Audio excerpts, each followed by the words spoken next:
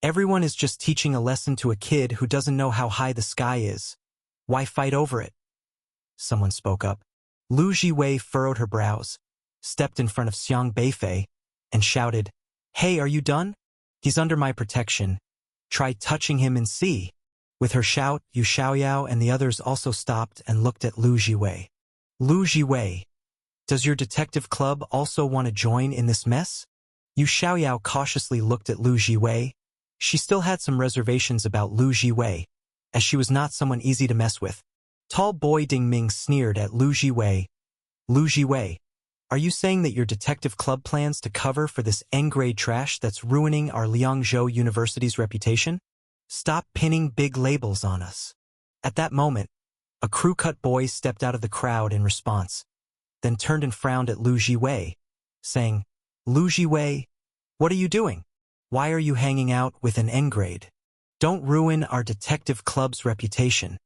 Lu Jiwei retorted angrily, are you guys idiots? Where did Xiang Beifei ruin our Liangzhou University's reputation? The news even said that it was all Yulei's own doing. Yet you all live in your own perceptions, deliberately ignoring the truth, right? Anyone can say anything in the news, but I won't let an N-grade person into our Liangzhou University. He doesn't deserve it, right? This is a gathering place for elites, not a garbage shelter. N-grade people, get out of Liangzhou University. N-grade people, get out of Liangzhou University. Many people started shouting, and near them only a few students did not join in, they just watched from the side. Not all elite students have such hostility, some are quite rational. However, given the situation at the scene, there were too many people against Xiang Beifei. Even if rational people spoke up, they might inadvertently become targets of attack. Lu Jiwei was very angry. Someone from their detective club was looking for her, telling her not to cause trouble. But Lu Jiwei was not someone who avoided trouble. She was arguing her point with the other party. Lu Jiwei, if you keep shielding this N-grade person, our detective club will have to distance ourselves from you, the crew-cut boy said. Distance away. You think I care? Lu Jiwei, furious, clenched her fists and declared, come on. I'm putting it out here today. If anyone dares to touch even a hair on him, ask my fists. Lu Jiwei, if you really want to fight, why don't I fight you? A boy stepped forward, looking at Lu Jiwei. This boy was also a late-stage chi-controlling expert. Lu Jiwei eyed him warily. Clearly this person was not easy to provoke, but she did not back down. However, Zhuo Jing's expression looked very unpleasant. Now, Xiang Beifei had become the center of attention. His lucky score of 581 no longer attracted any more praise. He had to actively seek appreciation. What does it matter how high you score? As if you could attend an elite university. Zhuo Jing spat in his head out of jealousy. Among the 9 elite universities, only Liangzhou University takes in N-grade awakeners. But even Liangzhou University sets assessment thresholds for N-grade students, not letting them pass easily. And Zhuo Jing, his score was more than enough for any elite university. Zhuo Jing looked at his system panel. His appreciation value had reached 5129, which was enough to exchange for the piercing strike cultivation technique.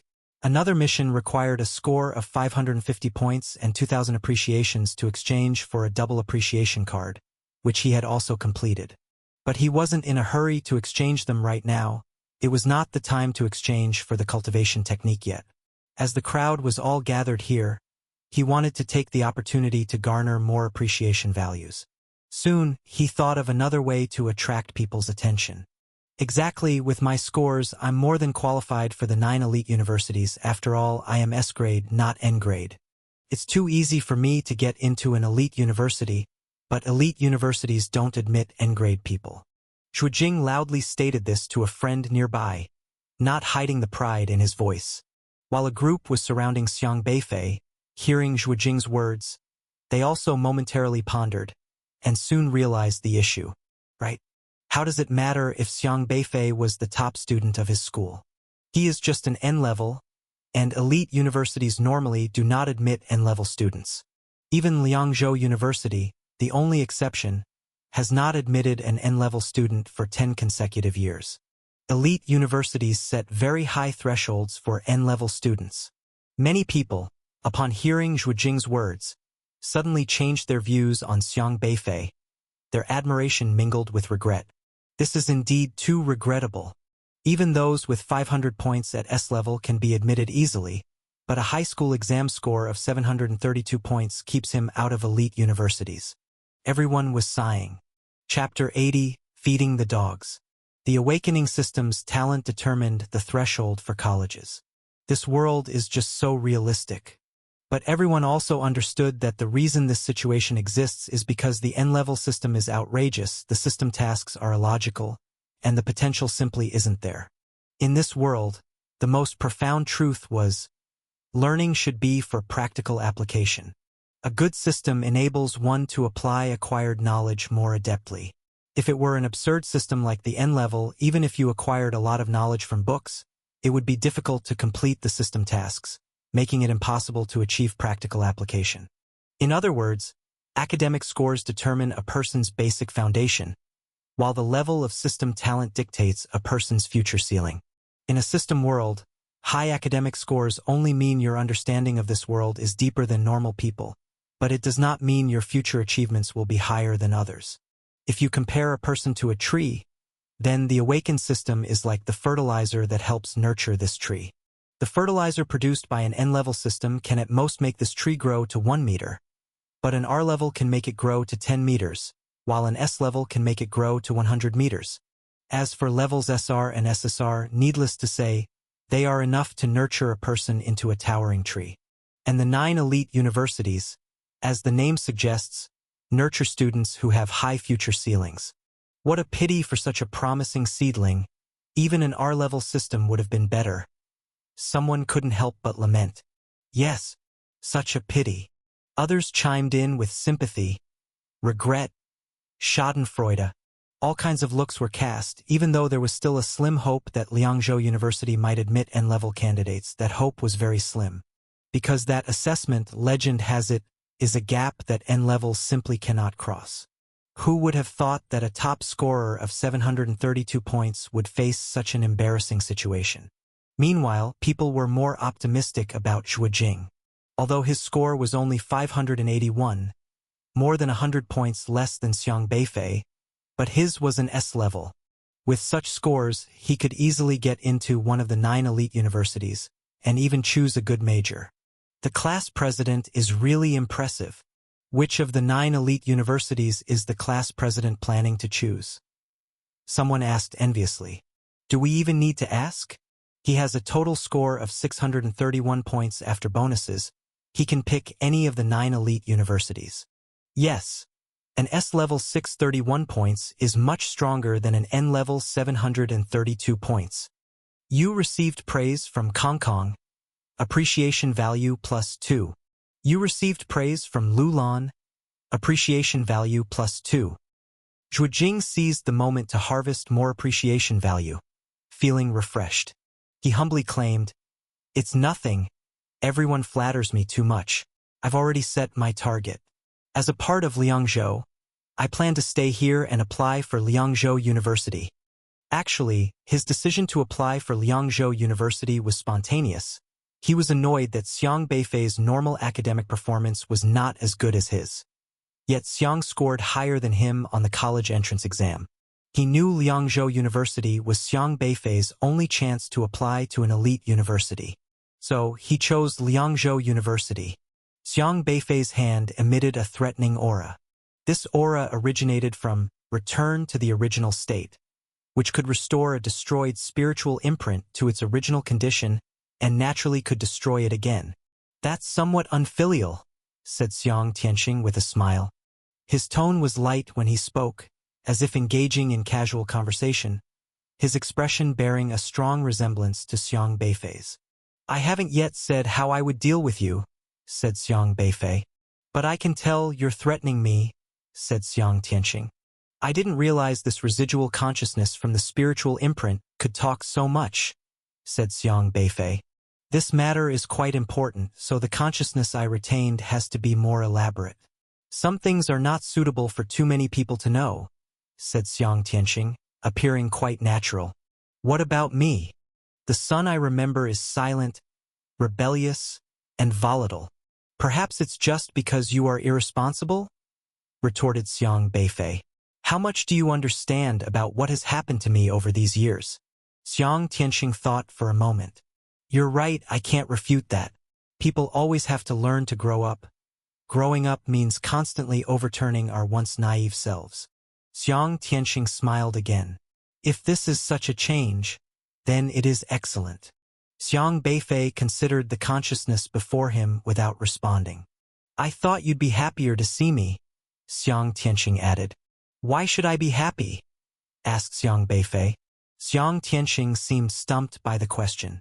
At least show some happiness, crack a smile, maybe choke up a bit. Shouldn't a father-son reunion be a deeply moving scene? Sure, I also envisioned you cursing at me. That I could accept. I was ready for your rebuke. Oh right. Even thought you might feel guilty and apologize to me. Considering that last thing you said when we parted was kind of hurtful. Xiang Beifei raised an eyebrow. Go ahead and vent. Don't hold back. Oh. Xiang Beifei nodded slightly. There was silence for 5 minutes. Xiang Beifei did not say a word. That's it? Xiang Tianxing asked, astonished. What else? I thought you were brewing some emotions. And all you give me is an O? Xiang Tianxing's consciousness appeared well prepared. His son at home was not easy to manage. He had anticipated many scenarios. His son storming at him, cursing, throwing things, roaring, bellowing. He could handle any emotional outburst from Xiang Beifei with this consciousness, and wouldn't retaliate. What he didn't expect was for his son to simply respond with an "oh" and be done with it. This wasn't something he had imagined. I was thinking that he would come here, then he would take the Pioneer Stone to find you so you could see me. That's why I retained a more complete spiritual consciousness, to spend more time talking to you, listening to your outpouring. I figured you wouldn't communicate with us face to face, so this method should make you more comfortable, said Xiang Tianxing helplessly. The he mentioned, it goes without saying, was Elder Luo. Xiang Beifei looked at his nominal father with neither sadness nor joy, still reluctant to speak. But you don't seem very keen on talking to me. Xiang Tianxing looked somewhat helpless, having come up against a brick wall. He could only rub his own nose. Go ahead. I'm listening, said Xiang Beifei. The atmosphere fell silent again. Xiang Beifei remained silent, and suddenly Xiang Tianxing also didn't know what to say, because he had already said everything like a chatterbox moments before. The unfamiliar father and son stared at each other, neither of them speaking for a while. Normally, you would ask a question and I would answer, Xiang Tianxing pointed out. You're not him. If I could return, the me inside the Pioneer Stone would be able to merge back into my original consciousness, and then the original body would know about this conversation. Come, let's chat, father and son. When are you coming back? Xiang Beifei asked, frowning. Xiang Tianxing's expression faltered. Okay. The first question is a tough one, Xiang Tianxing said, propping up his chin. Ask something simpler. To avoid being forcefully spied upon by unrestrained, the memory in the consciousness I left behind is limited. There are some things I can't express, just to be safe. What did you go to do? Ask something even simpler. What is the answer you're looking for? Simpler still. Are you an idiot? Ha! I can answer that question. Xiang Tianxing finally showed a relieved smile. No. Xiang Beifei. What a fool. How did I end up with such a man for a father? What is the secret you specifically stayed behind to tell? Xiang Beifei asked. I originally wanted to tell him. Professor Luo taught me spiritual power. Xiang Beifei slightly stamped his foot, and powerful spiritual fluctuations swept out, transforming the past, and instantly turned the waves around Xiang Tianxing into a piece of glass. Crack, crack. The glass developed cracks. Xiang Tianxing seemed to be seriously looking at the cracks under his feet because with just a thought from Xiang Beifei, the glass would shatter, and he would fall through. He would really fall through. Everyone here controls spiritual power, so everything here is real. You're making me lose face like this, Xiang Tianqing said. You're not usually so chatty. I remember you as being more serious, Xiang Beifei said. Xiang Tianqing spread his hands. This gesture was very similar to Xiang Beifei's. Your mother said that if I wanted to communicate with you, I needed to change some things. I couldn't be like before. I tried to change myself, maybe to ease the tension between father and son a bit, so I became silly and mushy? Humorous. It's humorous. Xiang Tianqing touched his forehead, looking somewhat exasperated. I specially bought How to Communicate with a Rebellious Child, Battlefield Between Father and Son, Art of Managing Rebellion, and other series of parenting books. I even brought these books with me to the cultivated domain, flipping through them whenever I could, hoping to find answers and try communicating with you if I ever returned. Other people's parenting styles might not suit you, Xiang Beifei said.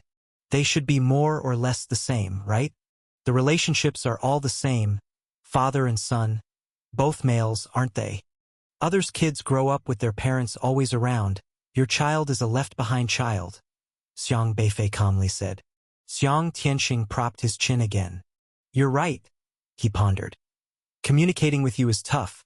Your way of speaking always makes it hard for me to follow up. Have you always been this way? That depends on who it is, Xiang Beifei replied.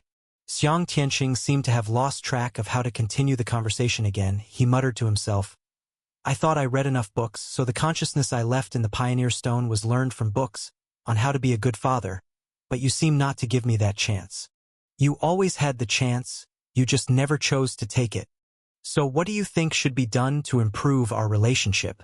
Come back alive, Xiang Beifei said. Xiang Tianqing was startled.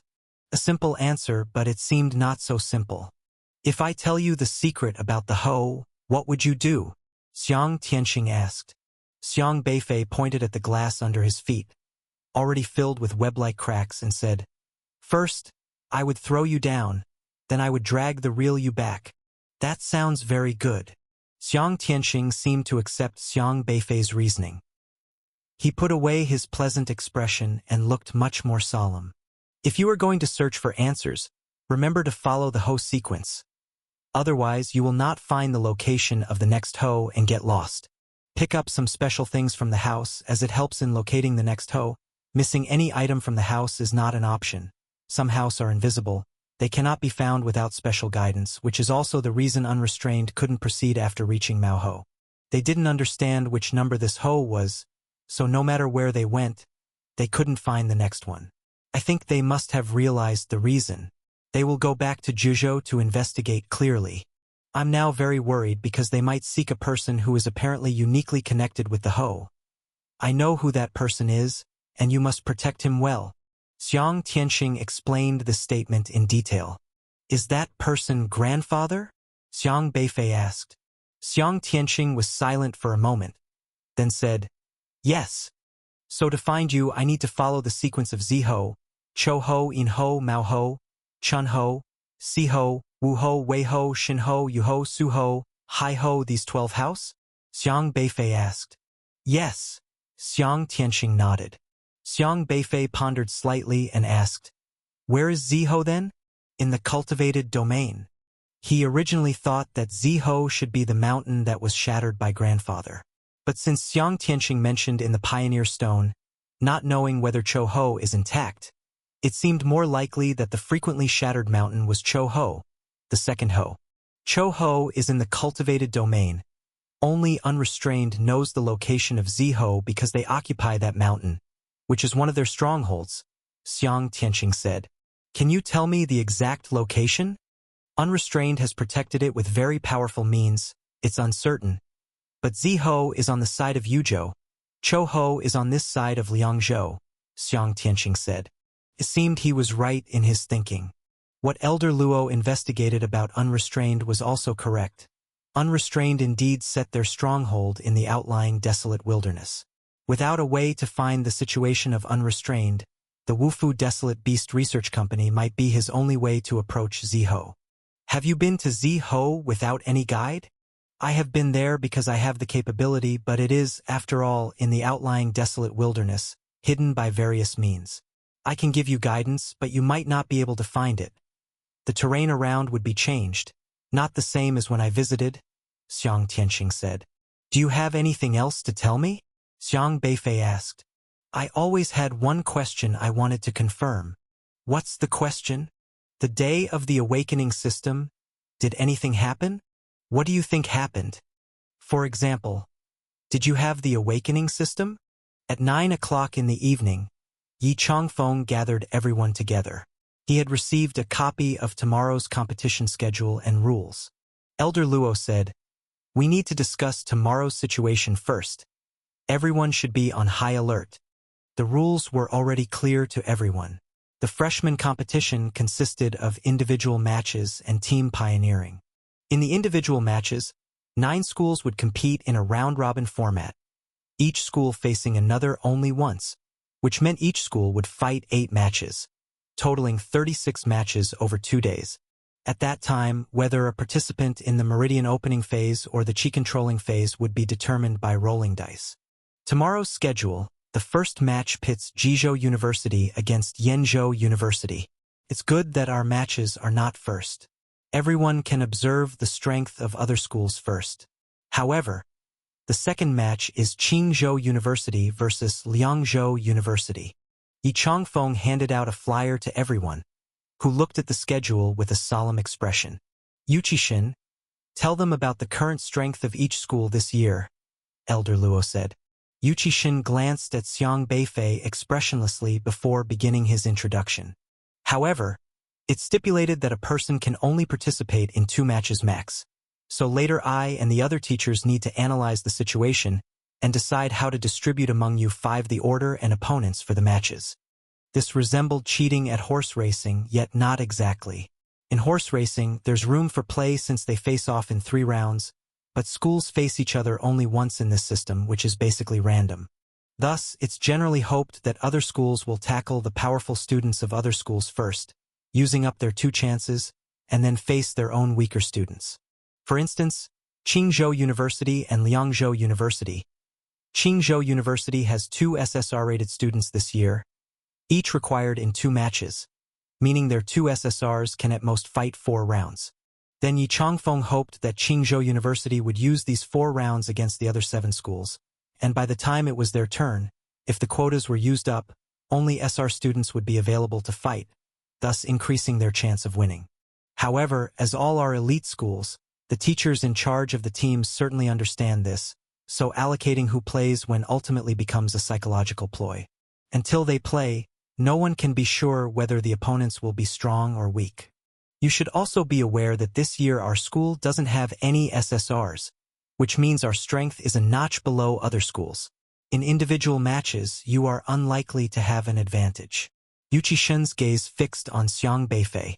Apart from Qingzhou University, Yenzhou University, and Jizhou University, the other schools also have only 1 SSR, which means only 1 in the Meridian opening phase.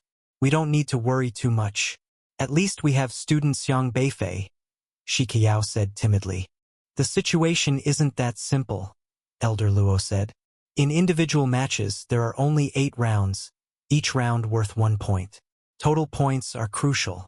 But have you considered that other schools, to achieve a higher score, will definitely try to ensure a win, so almost definitely the point will be taken from whom? Long Guocheng and the others realized. From us at Liangzhou University? Now the other 8 schools share a common understanding that Liangzhou University lacks any SSRs this year, meaning no students in the Meridian opening phase. Thus, to secure this guaranteed point, they will definitely send out an SSR in the Meridian opening phase against Liangzhou University. Because if an SSR is sent against another school, sometimes it could encounter an SSR opponent. Both being in the Meridian opening phase, one must lose. If it happens to be our loss, it's not worth it. But now, other schools assume all of Liangzhou University's students are only in the late Qi controlling phase, so sending an SSR in the Meridian opening phase against Liangzhou University, which only has Qi controlling phase members, is nearly a guaranteed victory. Everyone wants to pick the weakest for an easy point. Exactly, which means each of our match opponents could potentially be in the Meridian opening phase as an SSR. Elder Luo said meaningfully. This, Everyone's expressions grew increasingly grave. Elder Luo said, "All right, next, how to assign players to matches and how to break through this situation is something you five need to discuss." Really?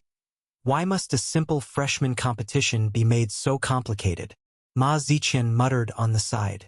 For these martial artists, the most straightforward approach was to rush in and fight it out, which was the easiest. Because this is also a tactic. Elder Luo said, facing opponents with unbalanced strengths, how to arrange your players to break through the deadlock and win more rounds is a type of command strategy.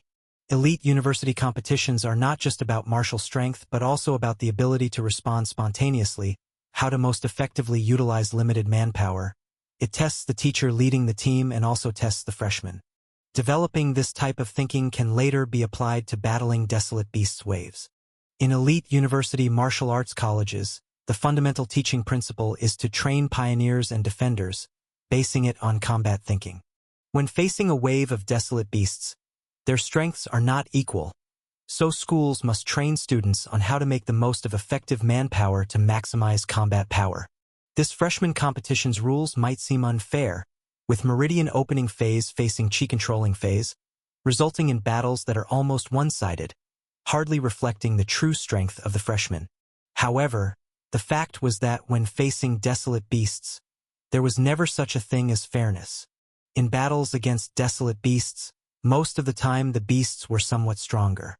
Therefore, how to win and score the most points was actually a test of each university's tactical planning capabilities. Which battle to give up on, and which to go all out for, who to send against different opponents, learning to make choices, engaging in psychological games with each other. It wasn't just about bravery but also about wits. Although Elder Luo usually seemed idle and hardly serious, he had once served as the chief commander of the Jojo Alliance during its campaign against the Beast Tide, and his grasp of the big picture in commanding battles was extremely formidable. He was all too clear about the original intent of these competitions among the 9 elite schools. In other words, Elder Luo had an idea of how to break through the situation, but he didn't spell it out.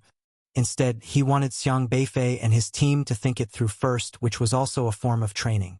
If their ideas didn't work, Elder Luo would then provide guidance. Hearing Elder Luo say this, no one else could complain further. Yi Changfeng and Yu Qixin sat aside, also remaining silent, watching Xiang Beifei and his group of 5. Xiang Beifei and the others maintained their silence. After a long pause, Long Guoqing was the first to speak. Tomorrow's contest, our first encounter is in the second round, facing Qingzhou University.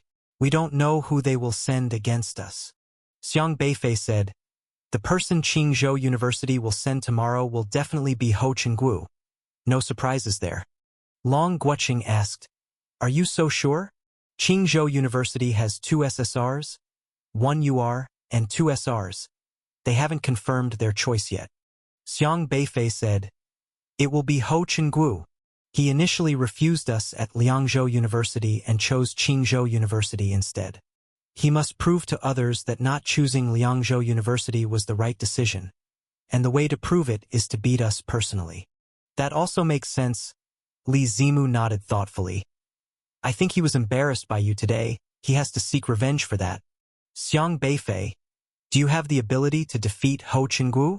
Shi Qiao asked. Xiang Beifei paused for a moment, then nodded slightly. The expression on the faces of Long Guoqing and the others slightly improved. They now recognized Xiang Beifei and knew his formidability. This guy, although not an SSR, was exasperatingly strong. With him, even if Liangzhou University couldn't match the overt strength of those 3 universities, it was still enough to be on par with other schools. But if other schools all send SSRs to face us, we are almost certain to lose. Xiang Beifei can only participate twice, meaning at most he could only score 2 points. But the 4 of us will almost certainly lose, Ma Ziqian said. Unless we find a way to prevent them from all sending SSRs against us, Li Zimu said. They now think we're easy targets. How can we change their minds? Long Guoqing asked. It's simple. We must let them know that we aren't that weak, Xiang Beifei said. Li Zimu caught on and said, I understand. We must show them our school also has someone in the Meridian opening stage. That way, they won't all send Meridian openers against us. That means, Xiang Beifei, you must participate tomorrow against Qingzhou University. A person could participate a maximum of 2 times, so after Xiang Beifei's first appearance, merely showing a hint of his strength would be enough to intimidate the other schools and make them cautious. They would understand that they might not be able to crush the Liangzhou University persimmon so easily, because if their own SSRs faced Xiang Beifei, a tough opponent, and lost, it would be a significant loss, and then other schools wouldn't all send SSRs to confront Liangzhou University. This ability was quite peculiar. Regardless of whether the target was a desolate beast or a human, once marked by him, a target gate would automatically form in his mind, even if this gate was not originally the adversary's weak point. Just like with the triangular thunderkite, its original weak spot was its eyes, but if Yuchi-shin used 7 deadly sins kill, Yuchi could forcibly shift this weak spot to another location, such as moving the gate to the tail of the triangular thunderkite. Then if Yuchi-shin struck the tail of the triangular thunderkite, it would surely die. This ability is powerful, forcibly changing an opponent's weak point. Xiang Beifei spoke appreciatively. Right, I heard there originally were 2 SSR Awakeners who wanted to come to our Liangzhou University, but since Liangzhou University admitted an N grade, those 2 SSRs looked down on our Liangzhou University and went to other elite schools instead. Xiaohei quickly organized the data it recorded into the computer, moving the entire database of the gods over, except for those specially protected SSR and UR records. Essentially, one could find the information on anyone from Zhuzhou here. Xiang Tianqing, born April 1, 2990, SR-level martial artist, cultivation at the god refining stage, resident of Bailin Street in the Liangzhou West Administrative Region, graduate of Liangzhou University, profession, pioneering tasker, head of the pioneering department's team in Tranquil Domain, went missing in the northern district of the Essential Domain, has undertaken tasks from level 1 to 5, possessing extremely high pioneering literacy, married, with a wife named Yu Tinglian, who disappeared with him, and a son named Xiang Beifei, a freshman at Liangzhou University.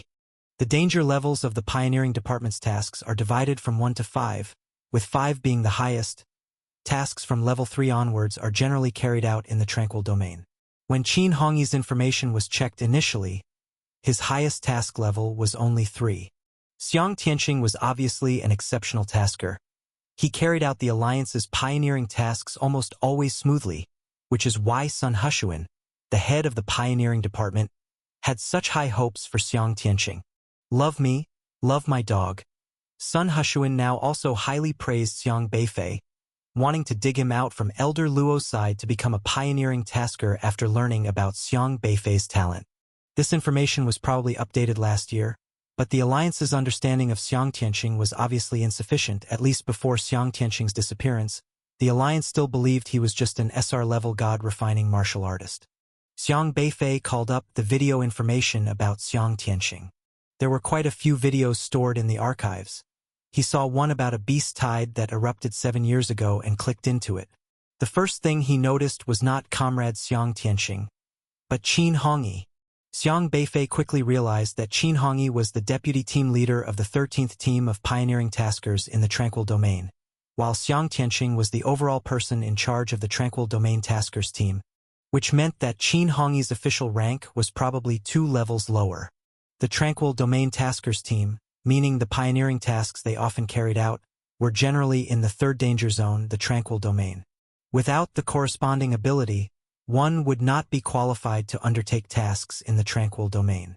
Qin Hongyi stood in the first row, along with 20 other people who were team leaders and deputy team leaders of various teams in the Tranquil Domain, seemingly listening to someone higher up giving a speech. Xiang Beifei followed the gaze of Qin Hongyi and the others to the high platform in front. It was completely empty. There was no sound on the high platform, no people, nothing at all. Yet Qin Hongyi and the others listened very seriously, with solemn and reverent expressions, as if they were listening to the air giving a speech. He watched the half-hour-long tactical deployment video on fast-forward and still did not see where Xiang Tianqing was. It was a very eerie scene. Xiang Beifei clicked through several more videos, and then he saw several familiar people. Xiao Sheng speaking to the air, Kong Daming speaking to the air, Shi Wenxuan speaking to the air. Xiang Tianqing's presence seemed to have vanished into thin air, leaving no image in the video. Did he erase all his own data? Up to this point, basically everyone has their own video data in the Zhuzhou archives. Although the AI god is often messed with by Xiaohe, it is more than enough to monitor the data of Zhuzhou's population. Essentially, everyone is registered at birth, and God periodically stores recent videos of each person in their population profile. However, the video image records left by his father are all blank. There are no images of him in these videos. Xiang Beifei immediately called his grandfather to inquire about any video recordings of his father. You mean your dad's videos? Wait a moment. Let me see if there's anything on my phone. Xiang Qingde fiddled with his old-fashioned phone, looked for a moment, then said, "Forgot it. A busy man like him. Where would he make videos? I only have a few photos. Oh yes, there's one. Last time you had your birthday, he rarely came back, and I specifically took a video. Let me find it. Grandpa, send it to me. Let me see. Send. Oh, is the send button the stew pot icon? Stew pot? Wait. No, that's the trash can. It'll delete the file. It's not a stew pot. Oh, that's the trash can? I thought it looked so much like our family's stew pot." Xiang Beifei hurriedly shouted, "Never mind. Don't touch the phone anymore. Grandpa, you might delete it by mistake. I'll be home right away. By the way, could you please check if my dad left anything else behind? Like old cameras and mobile phones." The old man didn't know how to use a phone. He even mistook the trash can icon for a stew pot. It's hard to imagine that such a confused old man could smash Cho Ho, several hundred meters tall, to pieces with a single slap. Xiang Beifei immediately packed up his computer, threw it into Xiaohe's bubble, and then took a step forward, leaping into the space and disappearing. It took him a little over 20 minutes to rush back home. He was slower than Elder Luo, who needed only 10 minutes from the university to hear, "You're back? That was quick." Xiang Qingde was quite leisurely nowadays, occasionally visiting Kong's mansion for a feast. As Xiang Beifei opened the door, he was rummaging through his son's belongings in the bedroom. "Young people run fast. Grandpa, let me see the phone," Xiang Beifei said. Xiang Qingde handed him the phone, then asked, "What's up? Missing your dad. I just want to understand more about him because many people in the university know him, and I found that I seem to know less about him than others do." Xiang Beifei flipped through his grandfather's phone, quickly finding the video. The video showed his 13th birthday, a bit shaky. Grandpa's skills weren't up to par. The frame was tilted, initially capturing only a half-body shot, but eventually, the screen straightened up, revealing the 13-year-old Xiang Beifei. However, the 13-year-old Xiang Beifei in the video didn't look very happy. He refused to wear a birthday hat and even had a bit of a hostile frown. He glanced at the cake and then began to yell at the person next to him. "I said I wanted a 12-inch pudding cake. Why did you give me a 14-inch fruit cake? When will you guys ever remember what I say?" Xiang Beifei in the video shouted angrily, flipping over the intact, uncut cake onto the floor, scattering candle wax and cream everywhere. Then he stood up, kicked the cake tray away, and stormed back to his room. "Wait, Xiaofei." Xiang Qingde, who was filming, quickly put the phone down. The frame started to shake a bit and then captured the floor, and all that was left in the video was the sound of Grandpa knocking on the bedroom door. However, there was no response from Xiang Beifei inside the bedroom. This guy really deserves a smack. Xiang Beifei couldn't help but want to slap the back of that guy's head, with no respect for his elders at all. "Ha ha! You realize now how much of a temper you had back then, right? You were still little, so stubborn. Thankfully, you've grown up quite a bit now and are more sensible than before," Xiang Qingde said with a chuckle. "Oh right, I forgot." Xiang Beifei suddenly remembered that the 13-year-old in the video was himself. "My parents aren't in the video," Xiang Beifei said. "They are there. Aren't they the ones you were yelling at?" said Xiang Qingde. "There's no one in the video." Xiang Beifei handed the video to Xiang Qingde.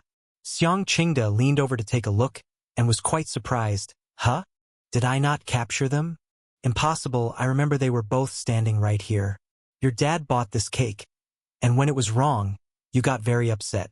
They were standing right here. Xiang Qingde pointed out the rough location in the frame to Xiang Beifei. But there was nothing in the video. It was emptiness again. How had the video suddenly gone missing? Xiang Qingde handed an old digital camera to Xiang Beifei, saying, "See if it's in here." Xiang Beifei checked again, and there were some videos from the wilderness outside Zhuzhou. They were of Kong Daming and others, apparently hunting a landmine tiger in the late stages of Meridian opening. They intended to make it a training video for pioneers, but still, there was no sight of Xiang Tianqing. "I need to ask Uncle Kong and Mr. Yi." Xiang Beifei immediately called everyone Xiang Tianqing knew, asking if they had any video material related to Xiang Tianqing.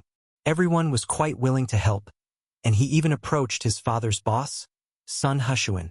Soon Sun Heshuan, Yi Changfeng, Elder Luo, and Shi Wenshuan all sent quite a few videos to Xiang Beifei. Xiang Beifei checked all the videos one by one. Still nothing. What's going on here? The more Xiang Beifei thought about it, the more wrong it seemed. If there are no traces of system intervention, could there be evidence of software editing? Xiang Beifei asked Xiaohe.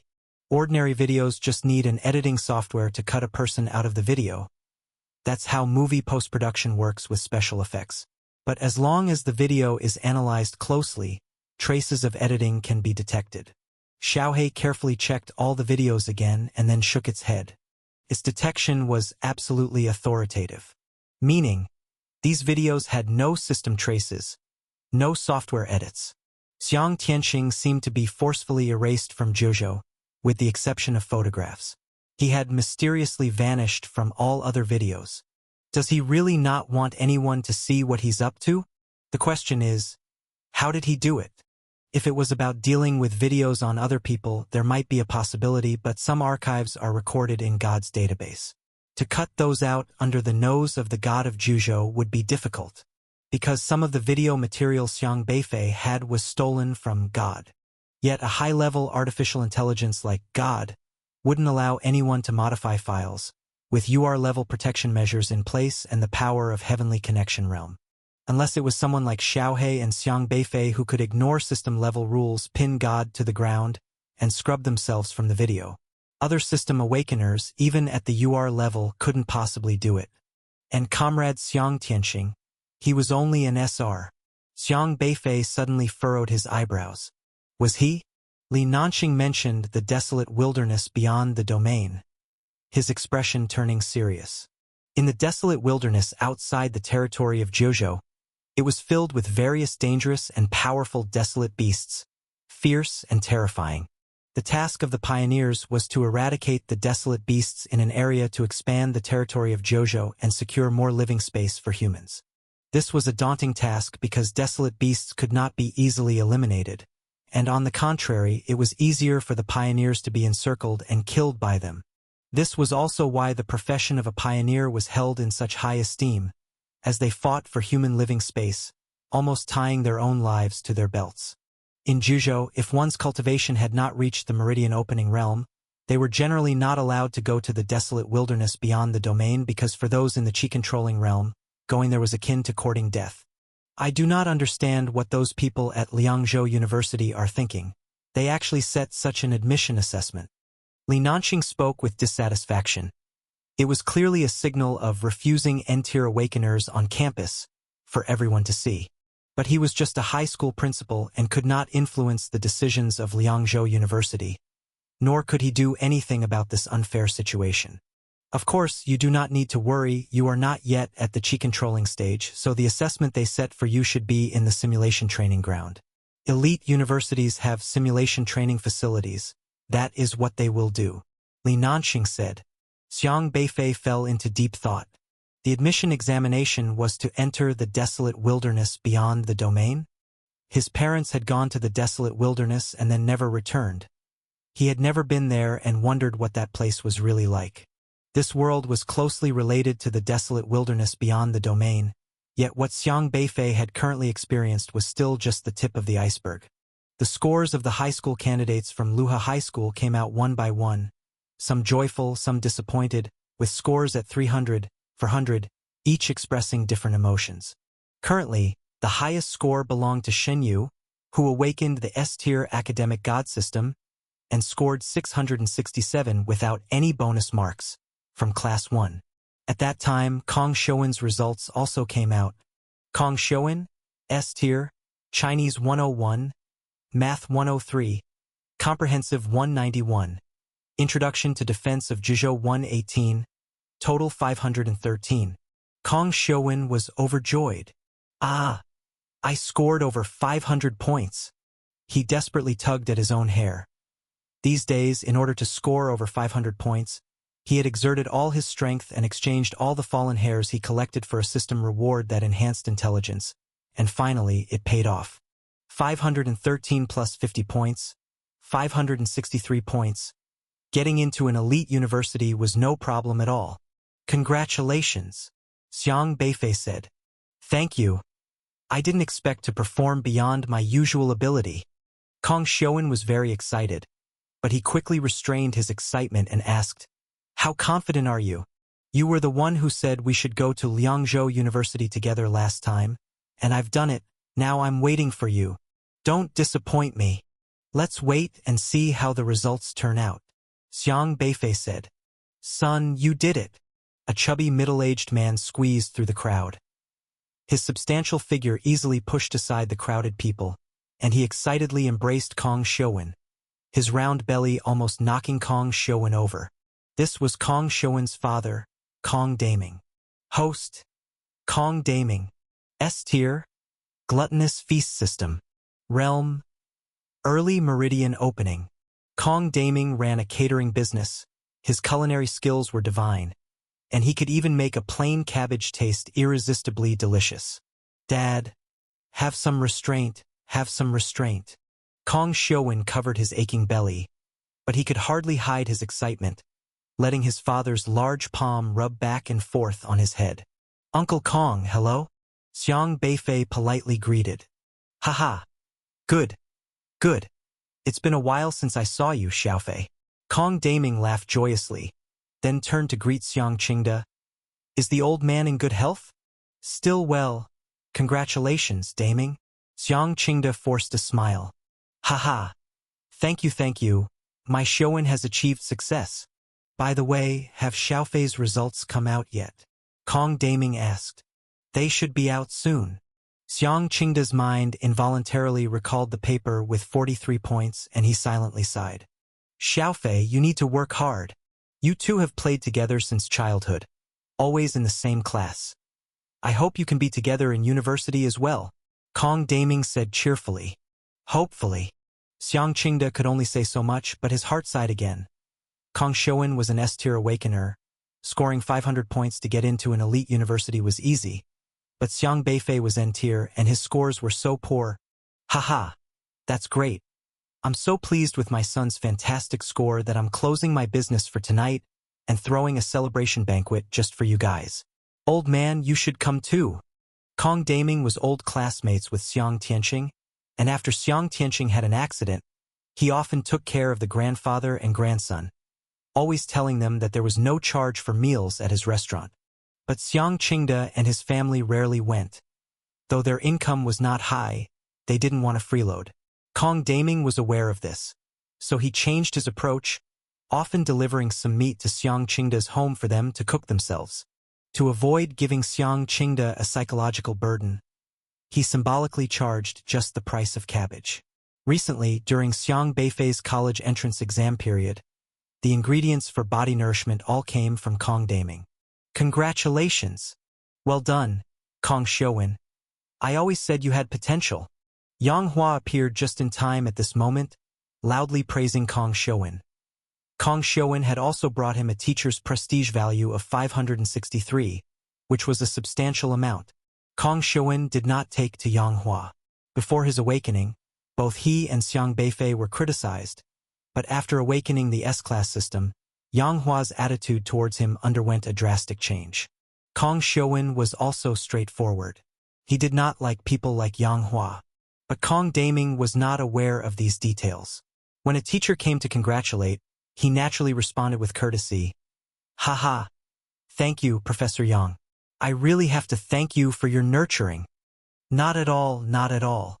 I had seen from the beginning that Kong Xiuwen was a student with great potential. He was bound to make a mark, and I am not at all surprised at his achievements, Yang Hua said with a smile. Kong Xiuwen rolled his eyes the entire time. Nurture my ass. His high scores were entirely due to the help of his system and his own efforts of studying late into the night. It had nothing to do with Yang Hua. If he hadn't awakened an S-class system, Yang Hua would have probably sung a very different tune. A fair-weather friend, that is what you could call such a person. Yang Hua glanced at Xiang Qingde and his grandson, then said to Kong Daming, an excellent student should be like Kong Xiuwen, diligent and hard-working, not complacent. However, it's very important who one associates with. The superior should be with the more superior. I told Xiuwen this from the beginning. Kong Daming, usually busy with business, did not quite understand Yang Hua's implications and asked, Professor Yang, what do you mean by that? Nothing much, just speaking my mind. With Kong Xiuwen's current performance, getting into an elite university is no problem. He will be able to mingle with even more outstanding people. Your son is definitely promising. Congratulations. Congratulations. I need to go check on the other students' results, so I won't disturb you two celebrating any longer. Yang Hua waved his hand, too lazy to pay any more attention to Xiang Qingde and Xiang Beifei, and simply ignored them. Don't take his words to heart. You can definitely do it. Kong Xiuwen leaned over to encourage Xiang Beifei. However, Kong Xiuwen wasn't really sure himself. Getting into an elite university was not difficult for him, but it was a significant challenge for Xiang Beifei, who still didn't know how much he had improved.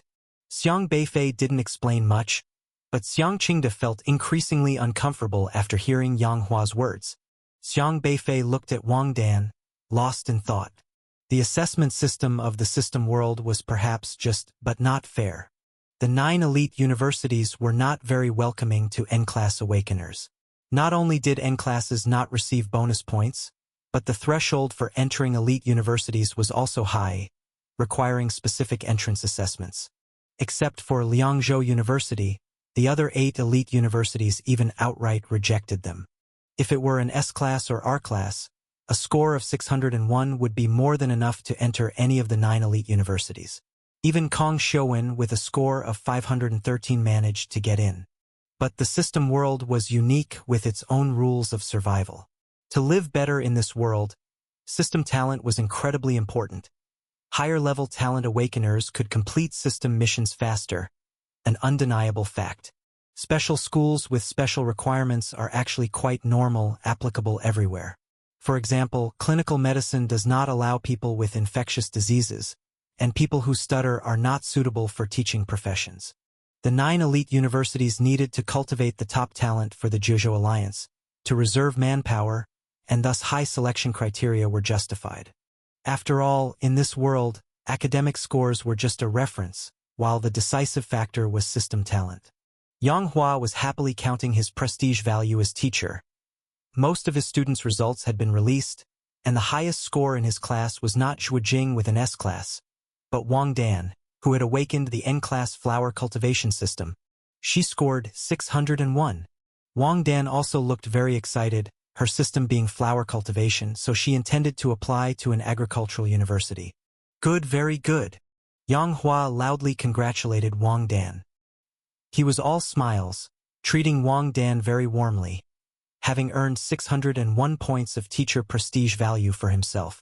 However, many people remembered that 2 months after awakening her system, Wang Dan had been neglected by Yang Hua, even moved to a seat in the back of the class, and when Wang Dan asked questions, he appeared impatient. This was because Wang Dan was an N-class awakener. But Yang Hua did not bother with these things. As long as they brought him benefits, it was all good. He could freely praise them, and changing his attitude by a complete 180 degrees was no problem at all. This child, I hope he can achieve something in the future. Although he is only an N grade, his genes come from Xiang Tianqing.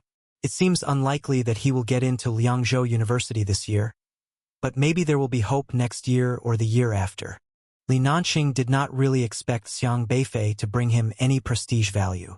Honestly, he felt that relying on Xiang Beifei to boost his prestige was less reliable than relying on those S-grade students.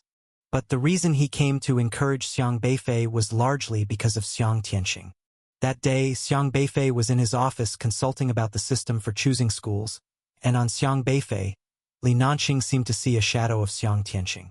Just then, a voice came from the side. "Professor Yang, how can you demean a student like this?" Li Nanxing walked over from the crowd, looking seriously at Yang Hua. "Principal." Upon seeing Li Nanxing, Yang Hua's arrogant expression paused, and he quickly put on a smiling face to greet him. Li Nanxing was also there to look at the students' grades, and as the principal, he naturally couldn't miss such a major event. But he had inadvertently heard the conversation and had to speak up. As a teacher, you should teach without discrimination and unearth each student's strengths instead of rashly defining them. Is it right for a teacher to demean someone else's child in front of their parents? Li Nanxing scolded. Yang Hua did not dare to respond, but he still felt disdain in his heart. Xiang Beifei, a student like him, what strengths could he have? I was just stating the truth, he simply can't make it into college.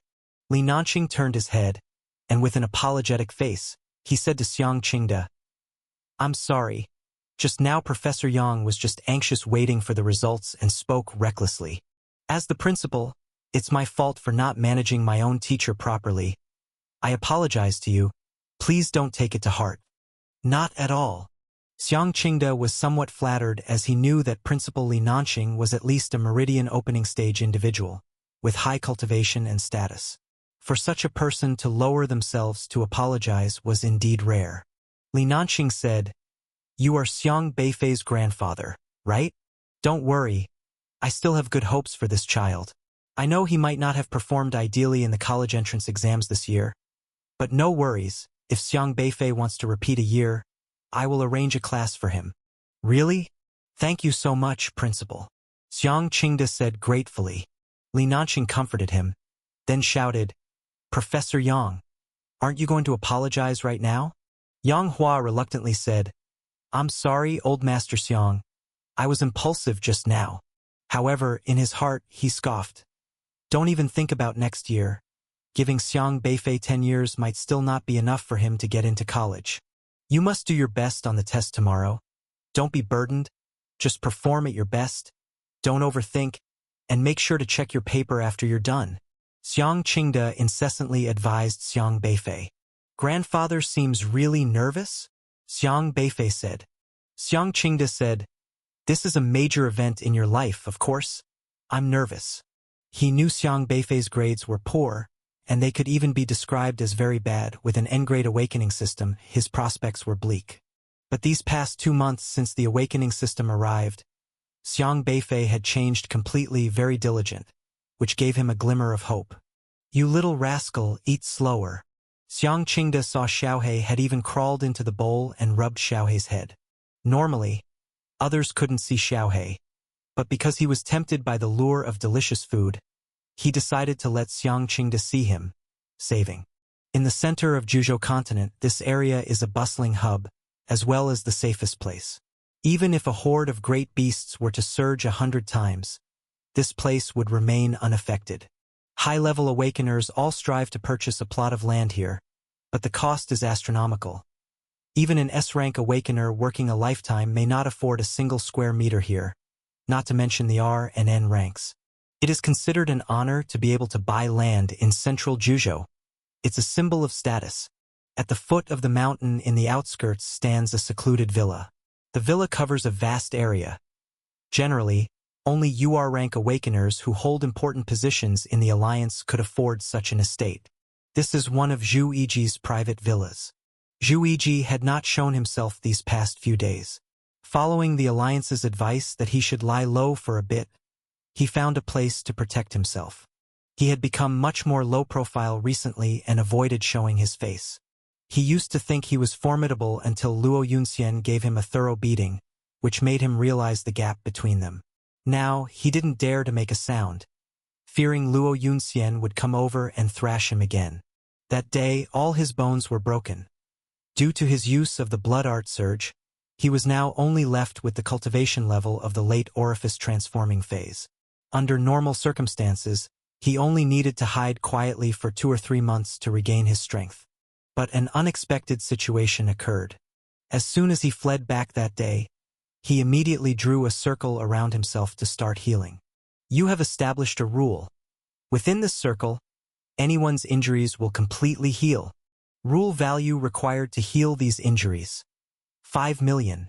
Right after Zhu Yiji established the rule, a green light emerged within the circle, casting its glow upon him. The square and round rules of a UR rank were incredibly powerful.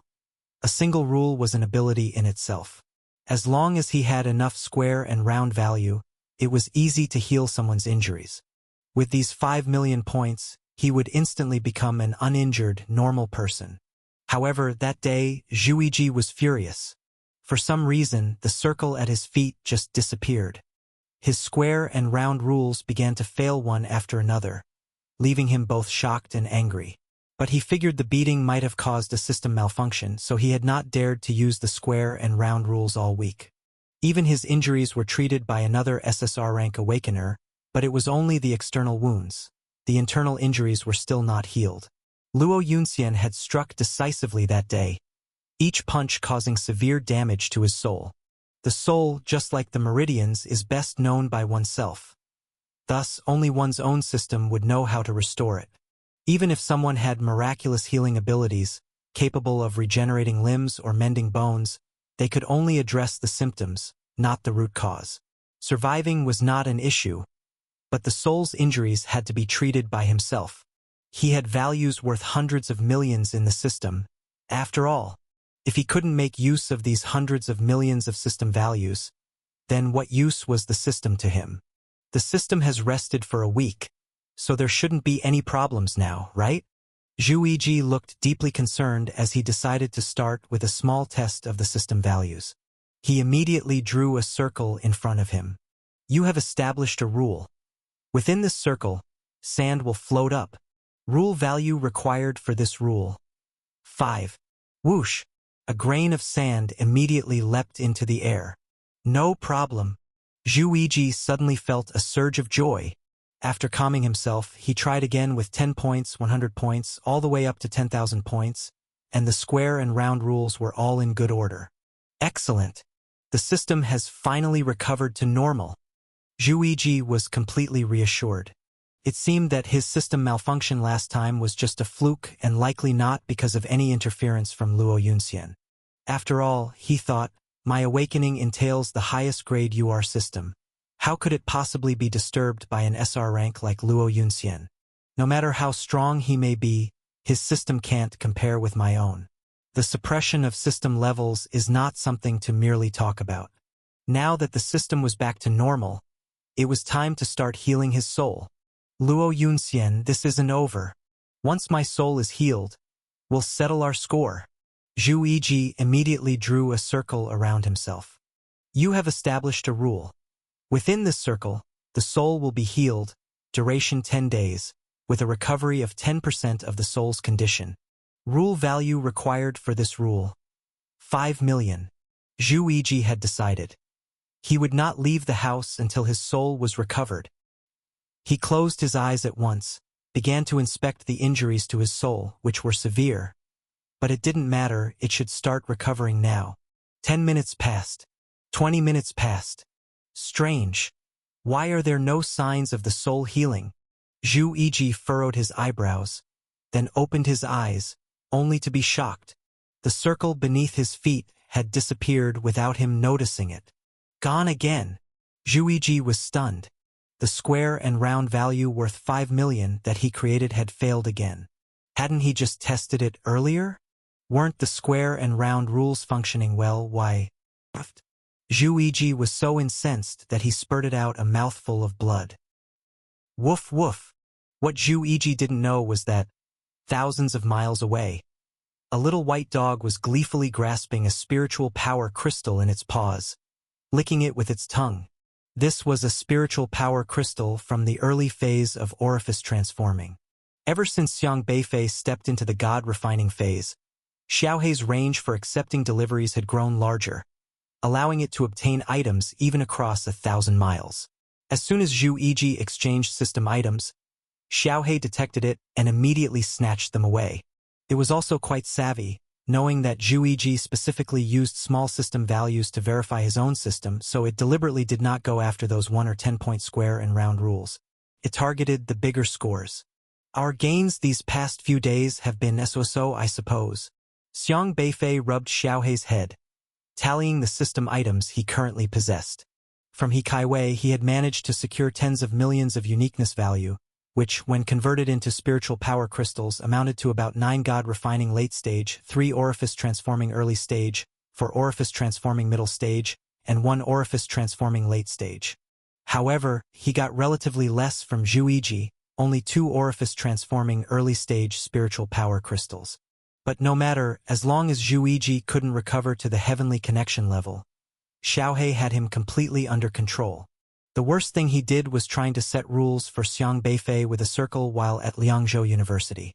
Setting such rules would lead to a lifetime of regret. Zhu Yiji, frustrated and furious, investigated his system's issues when suddenly there was a knock at the door. "Master, this is bad. Something has happened," someone outside said urgently.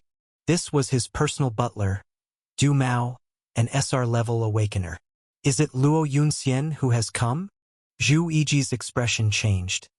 His biggest concern was that Luo Yunxian would charge into the Alliance headquarters alone and give them another thrashing. So he deliberately hid in an extremely secluded place, daring not to show his face. Du Mao carefully glanced at Zhu Yiji and said in a low voice, "It's not him, but there's something more important. I sent you a video. It's currently going viral on the internet, absolutely exploding."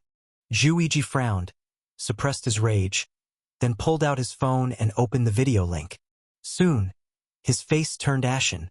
The video displayed the events of a week earlier, starting with the interrogation of Professor Guo, through Huang Yuan and his group truthfully incriminating Wu Shixian, followed by He Caiwei's provocations, Yi Changfeng and Xiang Beifei's repelling of Chao Pei, including He Kaiwei creating a system space, brazenly declaring his intent to kill Professor Guo, only to end up beaten by Professor Guo, and finally Zhu Yiji getting blasted to the ground by Elder Luo. Every spoken word and every action taken by everyone during the entire process, including Zhu Yiji's attempts to use his own powers to block others' methods, were thoroughly recorded. Annotations accompanied the footage, including who the people were, their positions within the Alliance, why they spoke as they did, and their motives. Everything was labeled clearly so that even those with poor comprehension, as long as they could read, would undoubtedly understand what this video implied. The video had begun spreading online with viewership climbing rapidly. Uploaded less than an hour ago, it had already garnered 100,000 views. Who released this video? Why isn't it deleted yet? Zhu Yiji shouted outside the door. Soon, Du Mao, who was waiting outside, came in with his head bowed and said, "Master, the Alliance said they can't delete the video. It seems very unusual, extremely powerful. How can it not be deleted? Are those people in the Alliance Development Department just slacking off? Isn't there a god maintaining order online?" Zhu Yiji roared. This was truly a case of misfortune piling up as his system issues had not been fully resolved yet. And now this troublesome matter had emerged. Last week, the Alliance had initiated an investigation into the event involving Professor Guo, which the Idol faction had forcibly suppressed. The outside world was largely unaware of what had occurred at Liangzhou University that day, and the students at Liangzhou University were kept completely in the dark. But if this video spread widely, the matter would become utterly uncontrollable.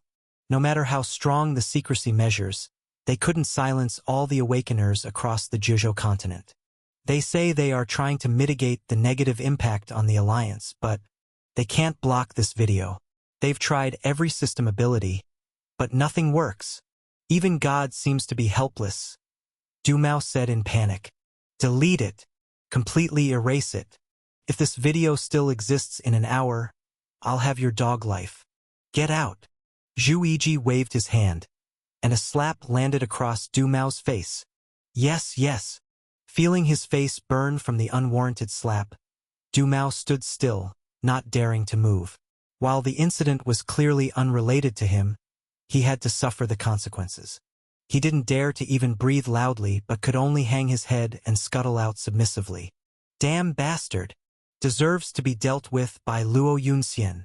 After closing the door, Du Mao couldn't help but curse Zhu Yiji in his heart. He was an SR-grade awakener, a prestigious figure wherever he went. However, in Zhu Yiji's employ he could only serve as the butler. Normally, being the butler for Zhu Yiji was something many dreamt of, SR-grade included. After all, Zhu Yiji was a UR-grade awakener and a minister of the Su Alliance. He possessed power, strength, and status. Keeping company with such a prominent figure naturally elevated Du Mao's own status. Even SSR-grade awakeners had to treat him with respect. However, since Zhu Yiji's return last week, Du Mao had noticed his standing in the Zhu family plummeting, and he had repeatedly become the target of Zhu Yiji's scolding and outlet for his rage. That day, he was just on the phone with a friend, mentioning he was an SR-grade awakener and a graduate of Liangzhou University. Zhu Yiji just happened to pass by and hear this, and suddenly, he slapped him. That look in his eyes was as if Du Mao had committed some unforgivable sin. Du Mao was also dumbfounded by the slap. Only upon seeing that video from Liangzhou University did he understand the reason. It turned out Zhu Yiji had been miserably beaten by the SR-grade Luo Yunxian. As an SR-grade awakener and a graduate of Liangzhou University, Du Mao, being Zhu Yiji's assistant, almost reminded Zhu Yiji of that humiliating episode at Liangzhou University, where he, a dignified UR grade, was mercilessly humiliated by an SR grade. I shouldn't have come to report this. Can't beat Luo Yunxian, so he hits me? His authority all expended on me. What an old bastard. Massaging his face, Du Mao felt intense hatred for Zhu Yiji. He deliberately went to a secluded place and replayed the video of Zhu Yiji being brutally beaten by Luo Yunxian 10 times, finally feeling somewhat appeased. Although he wasn't a match for Zhu Yiji, the sight of UR-grade Zhu Yiji being beaten by SR-grade Luo Yunxian was satisfying indeed. No way, he had to edit this clip, a super stress-relieving video, to be secretly watched whenever Zhu Yiji scorned him, guaranteeing immediate refreshment. Professor Luo is truly the pride of us SR grades, powerful and domineering, and he stands up for his own. It'd be much better to side with him than with Zhu Yiji.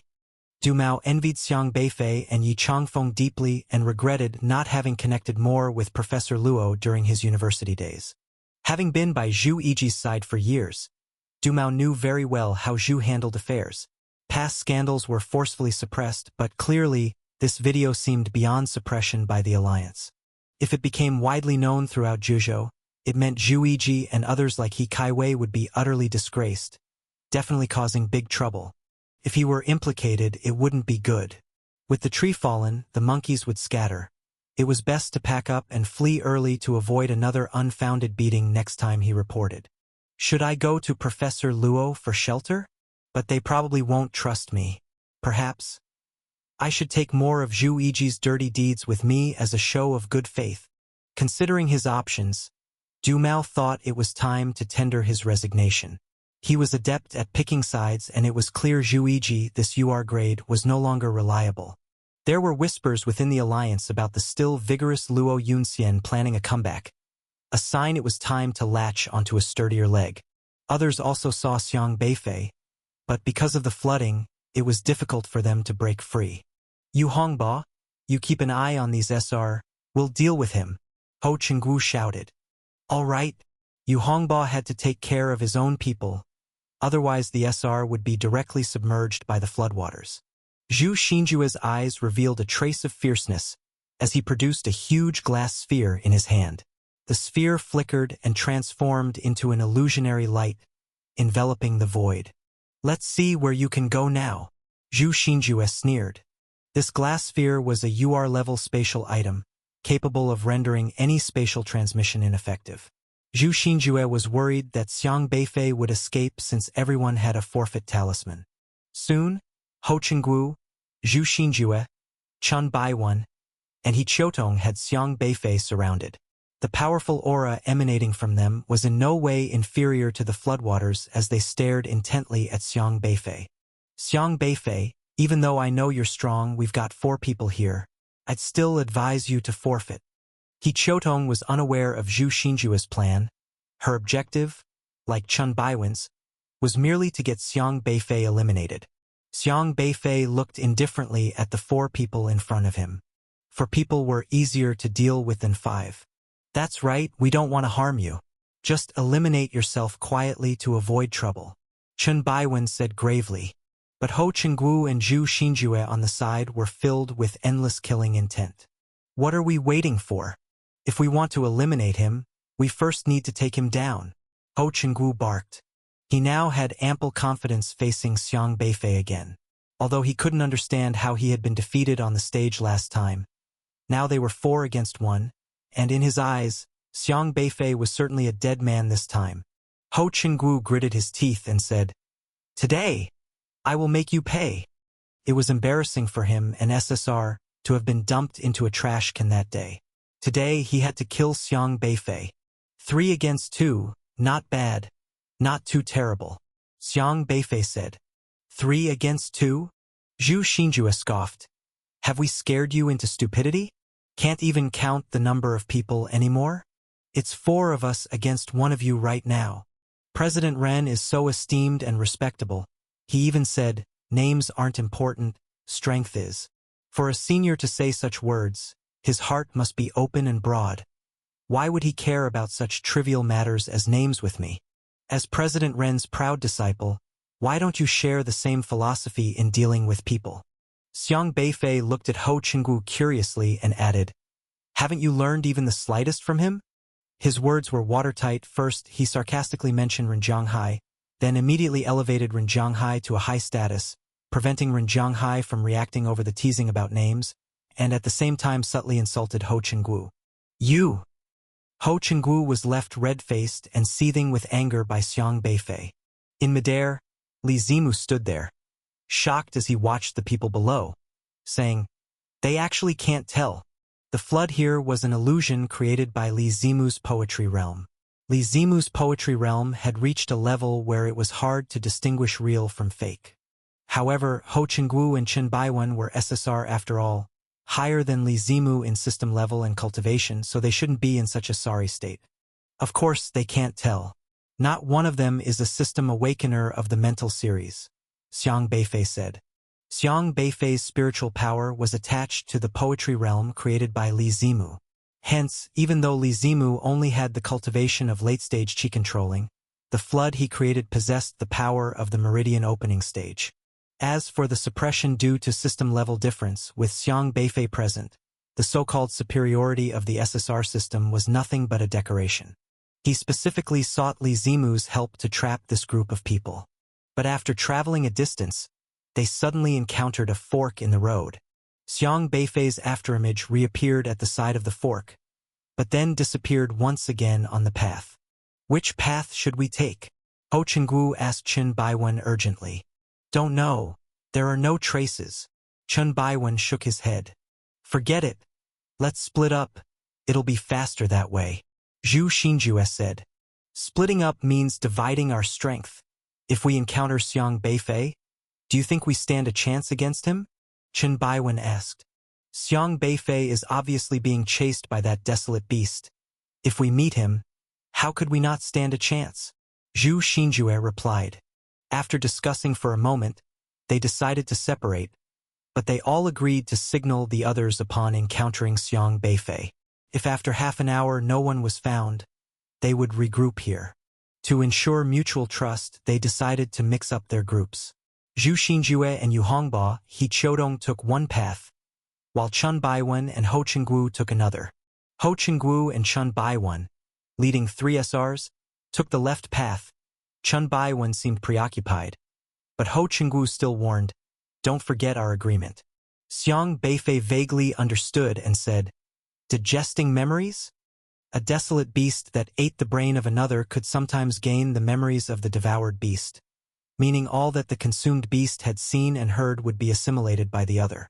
If the green-haired caterpillar was squashed by Long Guoqing, that means it must have seen Xiang Beifei and the others. Even if the caterpillar couldn't understand human language, its mind would still retain visual images. What exactly did they say when they encountered the green-haired caterpillar? And did the caterpillar take note of them? Eating the brains of other desolate beasts to compensate for their own deficiencies and expand their knowledge, the more they eat, the higher the intelligence these desolate beasts will inevitably possess. Strong but simple-minded desolate beasts are not frightening. The most terrifying are those with high intelligence. Currently, it is unknown what kind of impression this green-haired caterpillar, crushed to death by Long Guoqing, had of them. Li Zimu's stone house was made up of many rooms. Everyone had separate rooms. There were no beds, no blankets, although crude, such things weren't particular in the foreign desolate lands. When Xiang Beifei returned from his shift, Long Guoqing, with his hands crossed in front of him, leaning on the door, said, "May I ask you a question?" "What?" Xiang Beifei said. "You're not an N-level awakener, right? You're at least SR, right? Does that matter to you?" "It would make me feel better," Long Guoqing said reluctantly. If he lost to SR-ranked Li Zimu, he wouldn't feel too embarrassed, as the opponent's talent was not inferior to his. Both being SR, losing today meant he could win back another day. But losing to an N-level awakener kept nagging at him. "That's your own problem, not mine." Xiang Beifei did not like to explain his system to others, because he quite simply had no system. "We are a team. I've told you about my abilities. But we know nothing about yours. Since we're a team, we should have some understanding of each other," Long Guoqing emphasized. "You're admitting now that you're part of a team? I thought you always liked to show off," Xiang Beifei said. Long Guoqing snorted but didn't refute this point. He did indeed like to show off. Without doing so, he couldn't accumulate system values. "If you tell me you are SR or SSR, then I would accept my defeat wholeheartedly," Long Guoqing said. "Do you really look down on people with system levels lower than yours? What's wrong with being N-level? Or R-level? Or S-level? Aside from their cultivation progress, in what ways are their character, morality, or comportment inferior to yours? Do you need to despise them? Do you really enjoy feeling superior over those with lower system levels?" Xiang Beifei said sternly. "I." Long Guoqing was left speechless. He looked down on those with less talent than him because, in his view, these people would never amount to anything, especially the lower-tier N-level awakeners. He only revered the strong. Yet, his arrogance was always shattered by Xiang Beifei. He hoped in his heart that Xiang Beifei's system was SR or even SSR, which he could accept. Being defeated by Xiang Beifei wouldn't be too hard to endure, and it would let him keep his cherished principle of pride. But the one thing he could not accept was the fact that Xiang Beifei was N-level. "I just don't believe that an N-level awakener has such potential. Their systems are so weak, they'll only achieve so much in their lifetimes, incapable of such strength." Long Guoqing gritted his teeth and said, "Why can't an N-level awakener defeat an SR? Shang Tianxiong is also an N-level awakener. How many can surpass him? A capable person can kill an SSR even if they're only SR level. We all live in this world. We are all human. You are not nobler than anyone. You simply had a higher starting point. It doesn't mean your future will be above others. Be humble," Xiang Beifei said. After saying this, Xiang Beifei went back to his own room. "Humble." Long Guoqing's expression fluctuated, pondering Xiang Beifei's words. Late at night, around 9 o'clock, Yi Changfeng gathered everyone together, as he had obtained a copy of the competition schedule and rules for the next day. Elder Luo said, "We need to discuss tomorrow's situation first. Everyone must stay alert." Actually, everyone was already clear about the rules. The freshman competition consisted of individual and team pioneering challenges. In the individual challenge, the 9 schools would compete in a round-robin format, facing each other only once, meaning each school would fight 8 matches, totaling 36 matches over 2 days.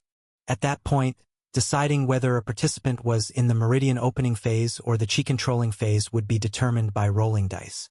Tomorrow's schedule, the first match, Jizhou University versus Yenzhou University, were not the first to compete, which is good, allowing everyone to observe the strengths of other schools first. However, The second match will be Qingzhou University versus Liangzhou University, said Yi Changfeng as he distributed flyers to everyone. They all looked at the schedule with grave expressions. Yu Qixin, tell them about the current strength of each school this year, suggested Elder Luo. Yu Qixin, expressionless, glanced at Xiang Beifei before beginning his introduction. But it stipulated that a person can only participate in 2 matches at most.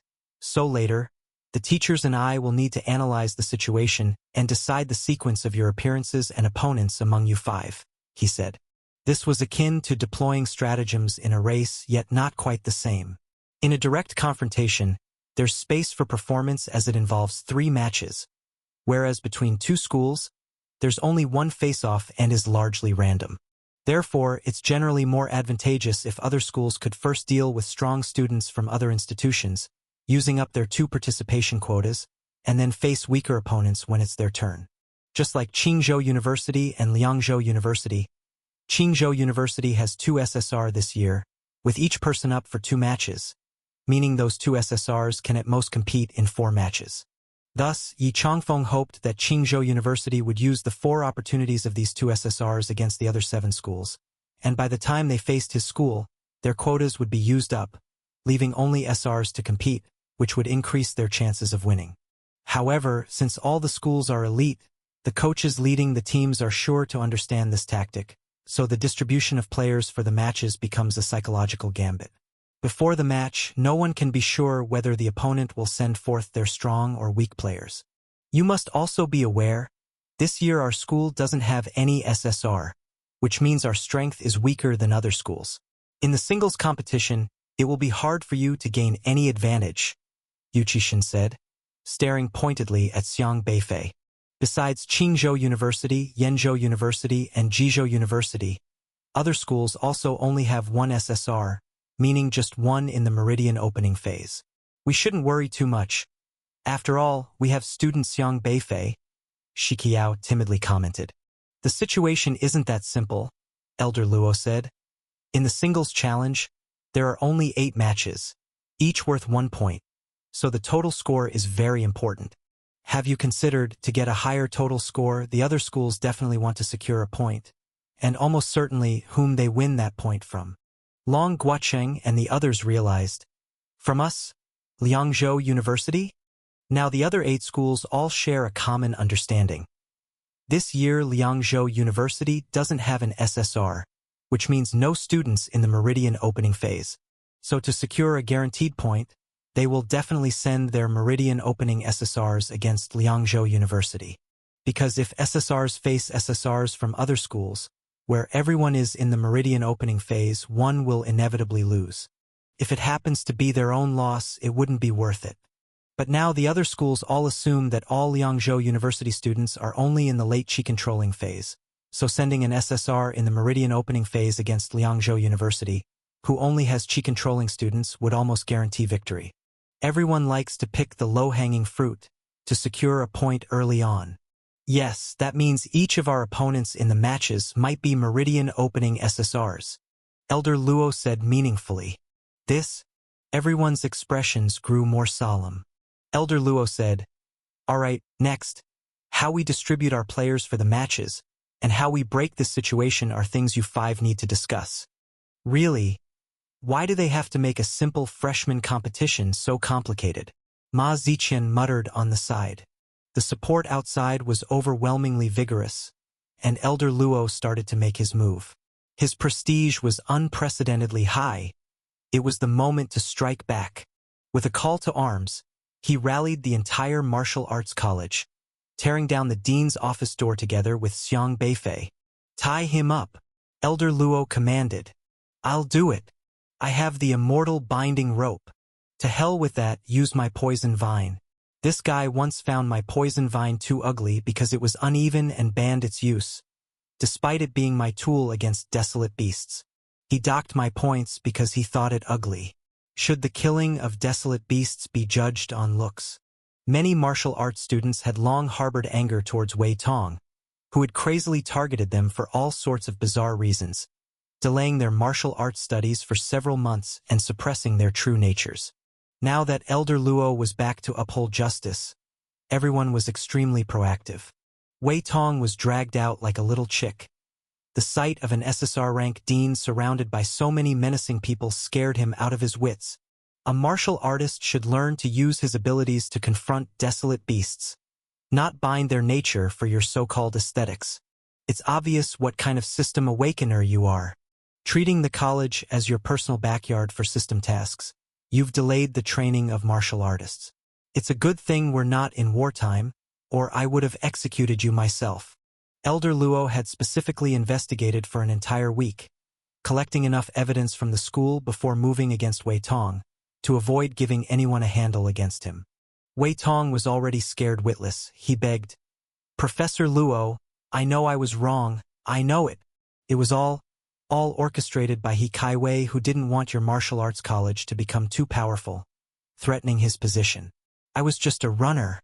Really, I have more evidence of him causing trouble." Wei Tong also deeply detested He Kaiwei, believing that he had stolen his orifice-transforming essence blood, cutting off his path to reach the orifice-transforming stage. Lately, his system was glitching too, with anything he replaced being stolen by He Kaiwei. He had also seen the video of Elder Luo beating He Kaiwei mercilessly, which he found very satisfying. If he didn't kick a man while he was down now, should he wait for more of his system items to be stolen? Oh, let's hear it. I'll confess everything. In front of the camera, Wei Tong detailed all the underhanded acts He Kaiwei had committed, divulging everything he could.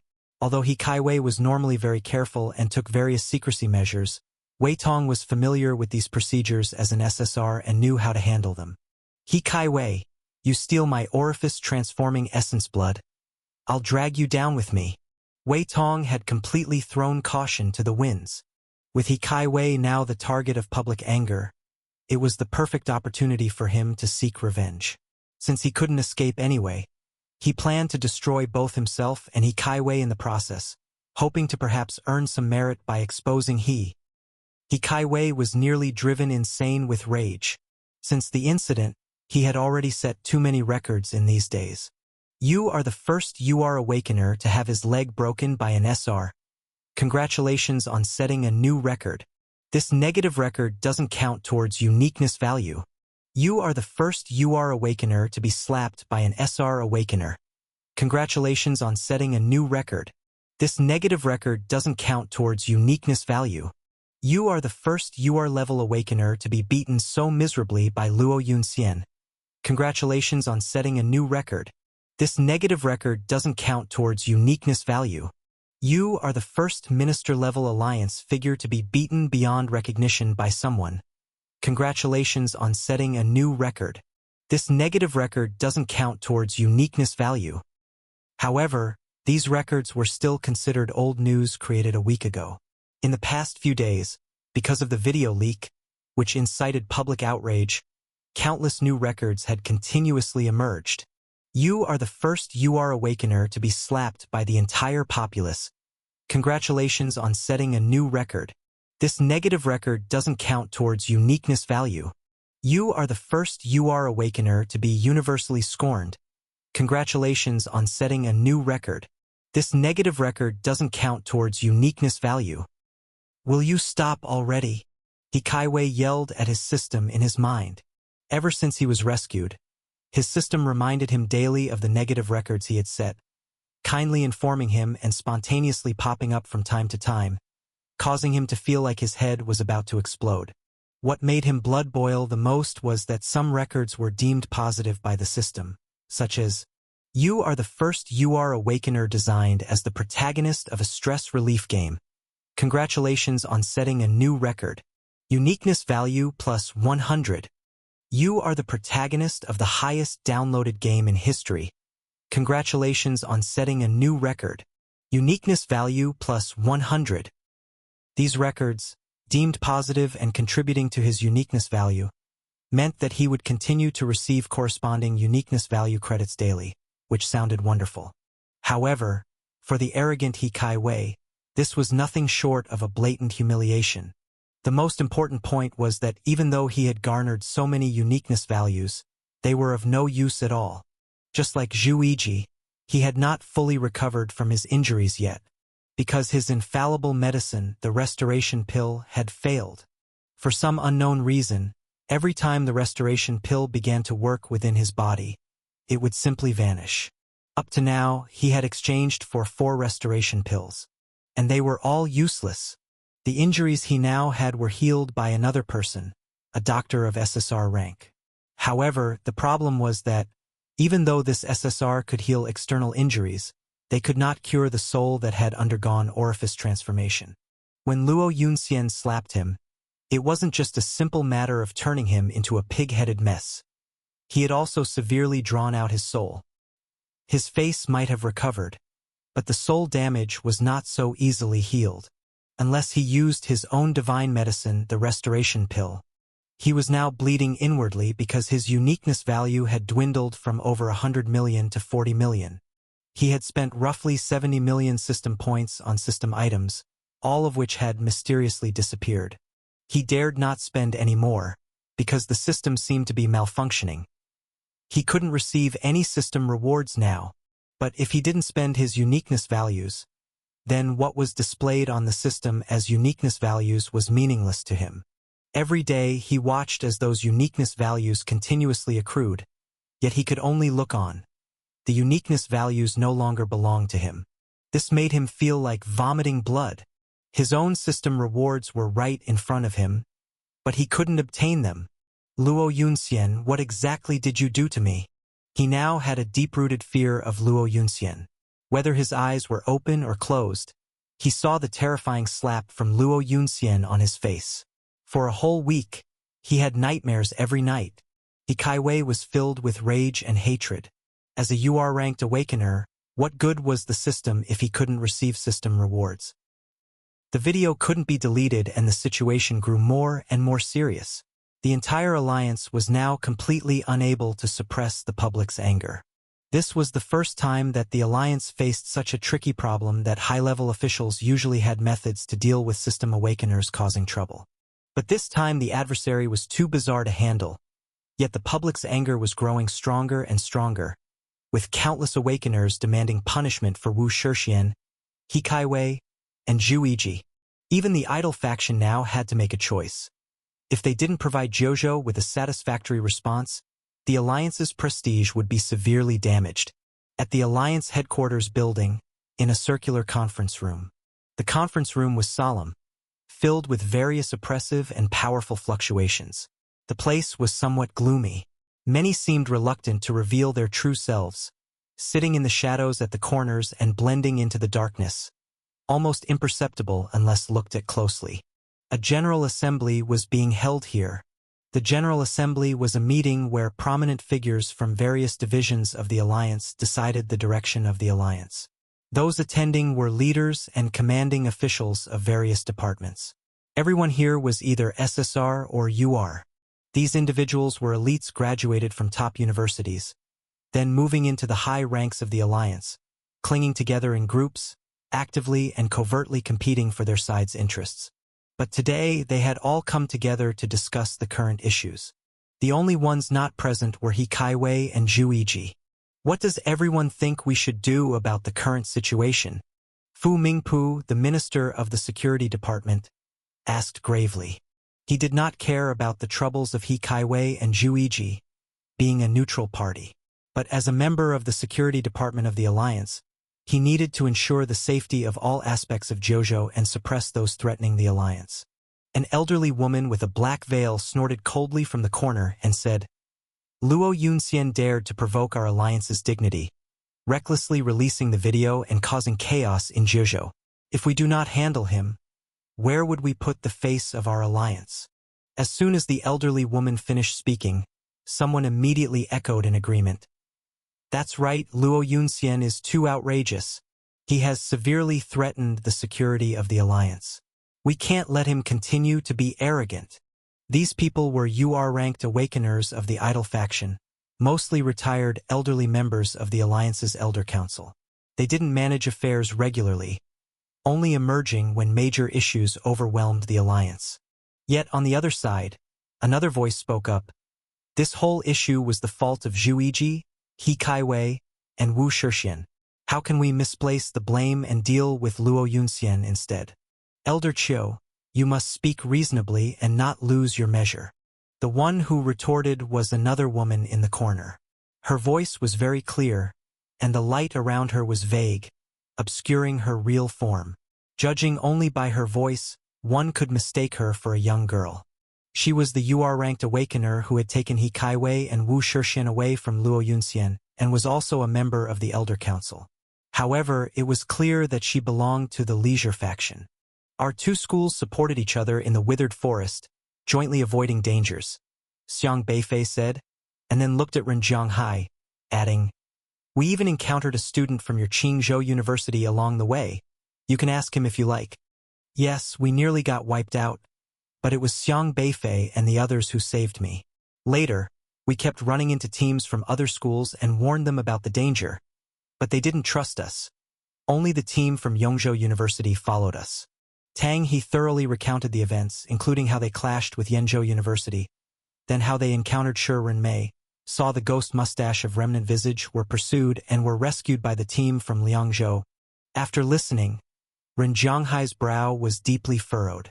But with Tang He stepping forward, he had no choice but to drop the matter. After all, Tang He was a student of Qingzhou University, and by both feelings and reason Xiang Beifei. All 11 of you. Xiang Beifei did not utter another word but watched Tang He thoughtfully. Tang He was a normal person, which was undeniable because he had a system interface, and the system was still rapidly updating. His Jipajunai system was a scouting type of system and could quickly pinpoint an opponent's weaknesses, allowing him to defeat the opponent through those weaknesses. At the moment, his system log appeared normal, something not hidden from Xiang Beifei's eyes. However, what puzzled Xiang Beifei was, this guy, for some reason, seemed to faintly carry a hint of the aura of the ghost mustache of Remnant Visage. Was it because he had been attacked by the ghost mustache of Remnant Visage, leaving behind this aura? As these people showed up, the atmosphere immediately turned ominous. Chun Baiwen, Yu Hongba, Zhu Xinjue, the team from Yenzhou University. Unexpectedly, they also appeared here. Zhu Xinjue caught sight of Xiang Beifei in the crowd and his heart missed a beat. Then a resentful expression flashed in his eyes, but he quickly suppressed it. Because their alliance with Qingzhou University had now broken, they had no way to join forces against Xiang Beifei. When Yu Hongba and Chun Baiwen saw Xiang Beifei, they too were slightly shocked. The two couldn't help but exchange looks. Just yesterday, they were considering joining forces with Qingzhou University to deal with Xiang Beifei, but they ended up not finding Xiang Beifei. Instead, it was Ho Qingguo from Qingzhou University who ended up dead. They also hadn't expected to run into Xiang Beifei at this place. Don't panic. He probably doesn't know what happened yesterday. Chun Baiwen signaled Yu Hongba and the others with his eyes, understanding each other without needing to speak. Yu Hongba composed himself and then said, Xiang Beifei, I've long admired your reputation. I am Yu Hongba, the captain of the Yenzhou University team.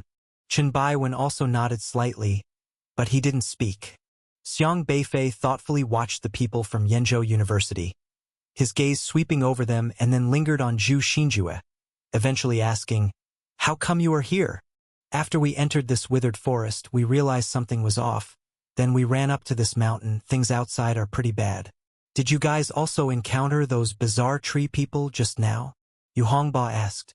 That's right, Xiang Beifei replied calmly. Are you all okay? Yu Hongba asked. Not too bad. Xiang Beifei glanced at Tang He, who was from Qingzhou University, and their team seemed to be in a very bad situation now. When Tang He saw Yu Hongba and the others, he also showed a shocked expression. He hadn't expected to run into people from Yenzhou University, especially since Ho Qingguo from his own Qingzhou University had died at the hands of Zhu Pengfei. But he now dared not say much, being just a late-stage Qi-controlling SR-class awakener with no other teammates around. He simply was no match for the people from Yenzhou University. How long have you been in this withered forest? Xiang Beifei asked. Since last night, Yu Hongba answered. Last night? Have you been here almost a day now? Xiang Beifei was somewhat surprised. Yes, we came here last night.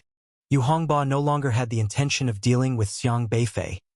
Instead, he even felt somewhat inclined to join forces with Xiang Beifei, because their team was also in a very difficult situation now. This place was indeed too bizarre, and they were trapped, unable to find a way out. Seeing Xiang Beifei, hope rose in Yu Hongba's heart. Xiang Beifei was very strong. Perhaps he had a way. So, you're all okay? Xiang Beifei asked. We've had one casualty, Yu Hongba said solemnly. Now only 4 of their team members were left. Have you been on this mountain since last night? Xiang Beifei asked. Not exactly. At first we were walking through the withered forest, but then it suddenly got dark and something felt wrong, so we ran up the mountain, finding that those tree people didn't dare to come up, and we could breathe a sigh of relief. We weren't initially on this mountain, but on another one. Are you the N-Class Awakener, Xiang Beifei? Seeing Xiang Beifei's face, Chun Baiwen looked somewhat displeased. He actually didn't want to come up, as the previous Ho Chenggu had lost inexplicably, and he hadn't clearly seen how Ho Chenggu had lost. If he were to lose to an N-Class student as well, it could almost destroy his reputation. However, if he didn't come up to face Xiang Beifei, he would be even more regarded as a coward, indirectly proving that he, a dignified SSR Awakener, was afraid of a mere N level. In that case, Xiang Beifei would essentially win without fighting. After all, like Ho Chenggu, he had initially looked down on Liangzhou University for admitting N-level students and was persuaded by other universities not to go to Liangzhou University. Since Chun Baiwen had initially chosen to give up on Liangzhou University, it indicated that he too was a self-important SSR who needed to prove himself. Xiang Beifei simply looked at Zhu Xinjue calmly, but a killing intent emerged in his eyes. Last time he hadn't killed this guy who obviously came to kill him, so this time he must kill Zhu Xinjue. However, as soon as Ho Chengwu's words fell, he felt his knees bend, and with a snap, he suddenly knelt in front of Xiang Beifei. Zhu Xinjue and the others were also stunned. Ho Chengwu, what are you doing? Chun Baiwen asked in surprise. Ho Chengwu was also shocked by his own actions. Why did he kneel down? Wasn't it agreed to let Xiang Beifei be thrown off track? Why did he end up kneeling instead? Ho Chengwu's face turned red with anger. He tried to stand up, but found that he could not stand up no matter what. But just then, Ho Chengwu, sharp-eyed, suddenly spotted Xiang Beifei's figure and immediately shouted, "He's over there!" This time everyone clearly saw that Xiang Beifei was a real person. The others also saw Xiang Beifei, but because of the flood, they had a hard time extricating themselves. Yu Hongba, watch these SRs for us. We few will deal with him, Ho Chengwu shouted. All right. Yu Hongba had to take care of his subordinates. Otherwise the SRs would be directly flooded. A fierce look appeared in Zhu Xinjue's eyes as he held a huge glass sphere in his hand, which flickered and transformed into an illusory light, enveloping this void. This time I'd like to see where you can go, Zhu Xinjue sneered. The glass sphere was a UR-level spatial system item, capable of rendering any teleportation-related objects ineffective. Since everyone had a forfeit talisman, Zhu Xinjue was worried that Xiang Beifei might escape. Soon Ho Chengwu, Zhu Xinjue, Chun Baiwen, and He Qiudong had Xiang Beifei completely surrounded, their powerful auras hardly weaker than the flood, tightly focusing on Xiang Beifei. Xiang Beifei, although I know you are strong, we have 4 people here, so I still advise you to forfeit. He Qiudong was not aware of Zhu Xinjue's plan. Her goal, like Chun Baiwen's, was merely to eliminate Xiang Beifei. Xiang Beifei looked indifferently at the 4 people in front of him. 4 people easier to deal with than 5. Right? We don't want to do anything to you. Just step out quietly to avoid any trouble, Chun Baiwen said gravely. However, Ho Chengwu and Zhu Xinjue were filled with endless murderous intent. What are we waiting for? If we want him out, we must take him down first, Ho Chengwu shouted. This time facing Xiang Beifei he had enough confidence, although last time on the stage he didn't know what happened and lost. But now with 4 against 1, he viewed Xiang Beifei as a dead man in his eyes. Ho Chengwu said through gritted teeth, "Today, I will make you pay." That day, Being an SSR, he was stuffed into a trash can, losing all face, and today he must kill Xiang Beifei. 3-2, not bad, not too terrible. Xiang Beifei said. 3-2. Zhu Xinjue sneered. Have we scared you, silly? Can't you even count now? It's 4 of us against you. President Ren is such a revered figure. He said himself that names are not important, but strength is. A senior who can say such words must indeed have an open heart. How could he possibly bother about trivial matters like names with me? As President Ren's proud disciple, why do your principles in handling affairs differ from his? Xiang Beifei looked at Ho Qinggu puzzledly and added, Haven't you learned even the slightest from him? His words were impeccably phrased, first sarcastically poking at Ren Zhonghai, then immediately elevating Ren Zhonghai to a high position, preventing him from erupting over Xiang Beifei jesting about names, and subtly insulting Ho Qinggu without leaving a trace. You! Ho Qinggu was so infuriated by Xiang Beifei that his face turned red and his ears grew hot. In midair, Li Zimu stood, looking down at the people below in astonishment, and said, They actually can't tell. The flood here was a transformation of Li Zimu's poetry realm. Li Zimu's poetry realm had reached a stage where reality and illusion were indistinguishable. Although Ho Qinggu and Chen Baiwen were SSRs a level above him and had higher cultivation, they should not be in such disarray in theory. Of course they can't tell. Not one of these people is a spiritual power system awakener, Xiang Beifei said. Xiang Beifei's spiritual power was attached to the flood created by Li Zimu's poetry realm. So even though Li Zimu was only in the later stages of chi controlling, the flood he created had the power of the meridian opening stage.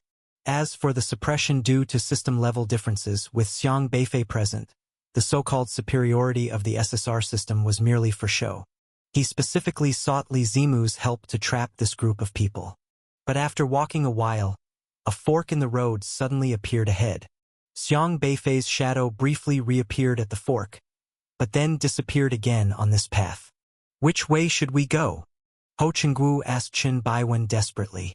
I don't know. There are no tracks. Chen Baiwen shook his head. Forget it. Let us split into 2 groups. It will be quicker. Zhu Xinjue said. Splitting into 2 groups means dispersing our strength. If we encounter Xiang Beifei, do you really think we'll have a chance against him? Chen Baiwen asked. Xiang Beifei is clearly being pursued by that desolate beast. If we encounter him, how could we not have a chance? Zhu Xinjue said. After a brief discussion, they decided to split up, but all agreed to signal the others if they encountered Xiang Beifei, and if they couldn't find anyone in half an hour, they'd return here to regroup. To ensure mutual trust, they decided to mix members from both parties. Zhu Xinjue, Yu Hongba, and He Qiutong took one path, while Chen Baiwen and Ho Qinggu took another. Ho Qinggu and Chen Baiwen, with 3 SRs, took the left path. Chen Baiwen seemed preoccupied, but Ho Qinggu still cautioned, Don't forget our agreement. Xiang Beifei vaguely understood and asked, Absorbing memories? A desolate beast, after eating the brain of another desolate beast, can sometimes gain the memories of that beast, which means whatever the beast saw and heard can be absorbed by another. If the green caterpillar had been stepped on by Long Guocheng, it would mean that the caterpillar had seen Xiang Beifei and the others. Even if the caterpillar couldn't understand human language, its mind would still retain visual images. So what exactly had they said when they encountered the green caterpillar? Had it remembered them? Eating the brains of other desolate beasts to make up for their deficiencies and expand their knowledge meant that the more they consumed, the higher the intelligence these creatures were likely to possess. A powerful desolate beast with a simple mind is not frightening, but those with high intelligence are. Currently, it is unknown what kind of impression of these people the green caterpillar squashed by Long Guocheng had left. In Li Zimu's stonework dwelling, many rooms had been put together. Everyone was separated by one room, with no beds or quilts. Although it was simple, such simplicity wasn't too demanding in the wild. When Xiang Beifei was on his shift, Long Guocheng, with his hands crossed in front, leaned against the door and said, Can I ask you a question? What is it? Xiang Beifei asked. You are not an N-level awakener, are you? You must be at least SR, right? Is that really important to you? It would make me feel better, Long Guoqing replied reluctantly. If he lost to SR Li Zimu, he wouldn't feel too ashamed, since the opponent's talent was not inferior to his, and being of the same SR level meant that, even if he lost this time, he could win the next. Are you apologizing to me? Elder Luo asked. Lady Qiu gritted her teeth and said, What else do you want? Whom is the alliance sorry for by doing this? Elder Luo continued to ask. Lady Qiu, of course, knew. But how could she, a distinguished UR Awakener, willingly apologize to Guo Zhenghong, who was only at the SR level and in the orifice transforming phase? In her view, her visit to Liangzhou University today was already a concession. However, Luo Yunxian simply wasn't having any of it. Fu Mingpu spoke up from the side. Elder Luo, on behalf of the alliance, I apologize to Guo. You can only represent yourself. She has a mouth. Let her speak. Elder Luo interrupted Fu Mingpu. Fu Mingpu wisely shut his mouth. Lady Qiu still did not speak. What's the matter? Testing my patience. Elder Luo was cracking sunflower seeds and then gently spat out a shell from his mouth. The shell seemed to be carelessly spat out. It floated gently in the air and landed at the feet of the three people, including Lady Qiu. An extremely terrifying aura instantly rippled out, directly breaking through the combined aura of these three people. Their faces changed, showing a look of horror in their eyes. Because in their eyes, the surroundings were no longer a forest. They seemed to be standing on a lonely pillar, which began to constantly crumble and break apart, and the space to stand grew smaller and smaller. Lady Qiu had initially thought it was just an illusion, but when the pillar crumbled under her feet, she found she couldn't even fly but stepped into thin air, took 2 steps back in shock, and accidentally bumped into the 2 elders behind her. They grunted and moved back, and the 3 of them immediately huddled together and fell to the ground with a bang. Then the pillar broke completely, and the 3 fell with a splash into a lake, where 3 iron cages were conveniently placed to trap them. A dunking cage. Fu Mingpu and the others were shocked to see 3 distinguished UR Awakeners actually being dunked. Luo Yunxian, you dare? Lady Qiu and the others, in a sorry state, emerged from the lake water only to find themselves trapped in pig cages, feeling utterly humiliated. Just as she was about to yell angrily, the iron cages started to sink. Gurgle. Lady Qiu and the others were immediately choked with water. What frightened them the most was that the lake water was very strange, like glue, which restricted their spiritual power so much that they didn't even have a chance to resist. The iron cages trapping them were even indestructible. Stranger yet, it seemed as if they had forgotten how to breathe in their minds. When submerged in water, they drowned. Bow and apologize, Elder Luo said slowly. Luo Yunxian, you're looking for. Although Lady Qiu and the others were very angry, before they could finish speaking harshly, Elder Luo waved his hand. Whoosh! They were dragged down to the bottom of the water again. Gurgle, gurgle. The 3 of them swallowed a bellyful of water before being pulled up again. Here, you don't get to be arrogant. Elder Luo waved his hand again, and the 3 were pressed down into the water once more. Gurgle, gurgle. You really think I don't know what you old witches are up to? If you want to intimidate me, I suggest you bring a few more people, call Tu Lao Gui and the bald ones too. Otherwise, dunking just the 3 of you isn't lively enough, Elder Luo said, then waved his hand again. Gurgle. Lady Qiu and the others were pressed down into the water again. Fu Mingpu and the others were also twitching at the corners of their eyes.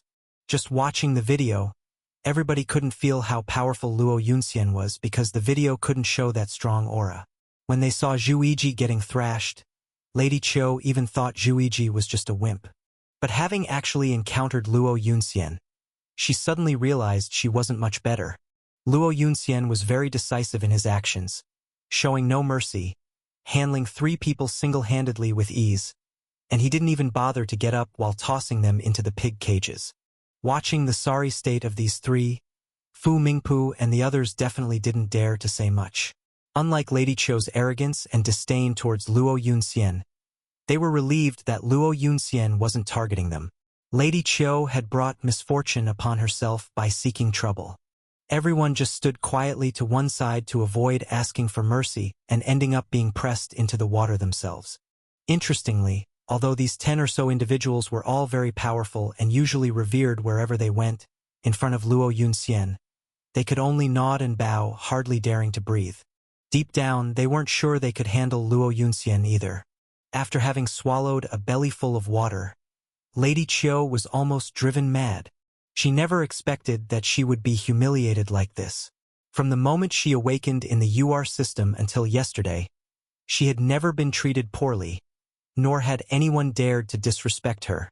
Originally, the plan today was to join forces to pressure Luo Yunxian and force him to delete the video, but she was still too naive. I apologize. I apologize.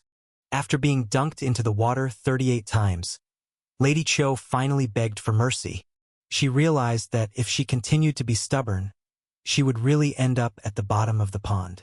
Luo Yunxian snorted coldly, then finally pulled the 3 of them up and tossed them onto the grass. Lady Qiu spewed out several mouthfuls of water, feeling incredibly aggrieved, but now she dared not hesitate any longer. She clumsily climbed out of the cage and walked over to Professor Guo, bowing as she said, "I'm sorry, Professor Guo. I apologize on behalf of the Alliance." "Sorry, Professor Guo. It was our oversight." The other 2 were already frightened by the soaking and dared not delay, fearing that they would be dunked in the cage again if they were slow to react, so they hurriedly bowed to apologize to Professor Guo.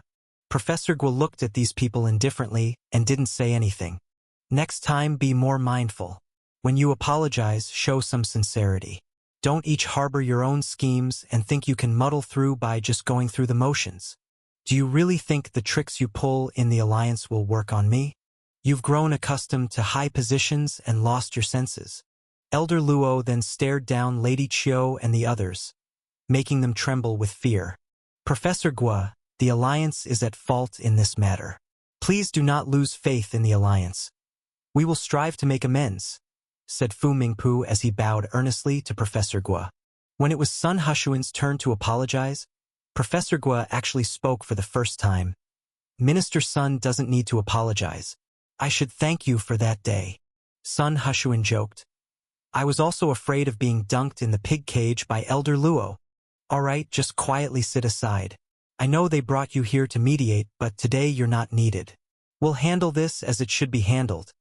You don't need to worry about it," Luo said. Sun Hushuan resignedly smiled. The 2 had been good friends for many years, and normally it was just him, an SSR amid a crowd of URs, considering their friendship. But now it seemed Elder Luo had his own plans, so he would not interfere. He found himself a stool and sat down. The rest of them apologized to Professor Guo one by one. Even Elder Yin was no exception. After everyone had apologized, all eyes were on Elder Luo.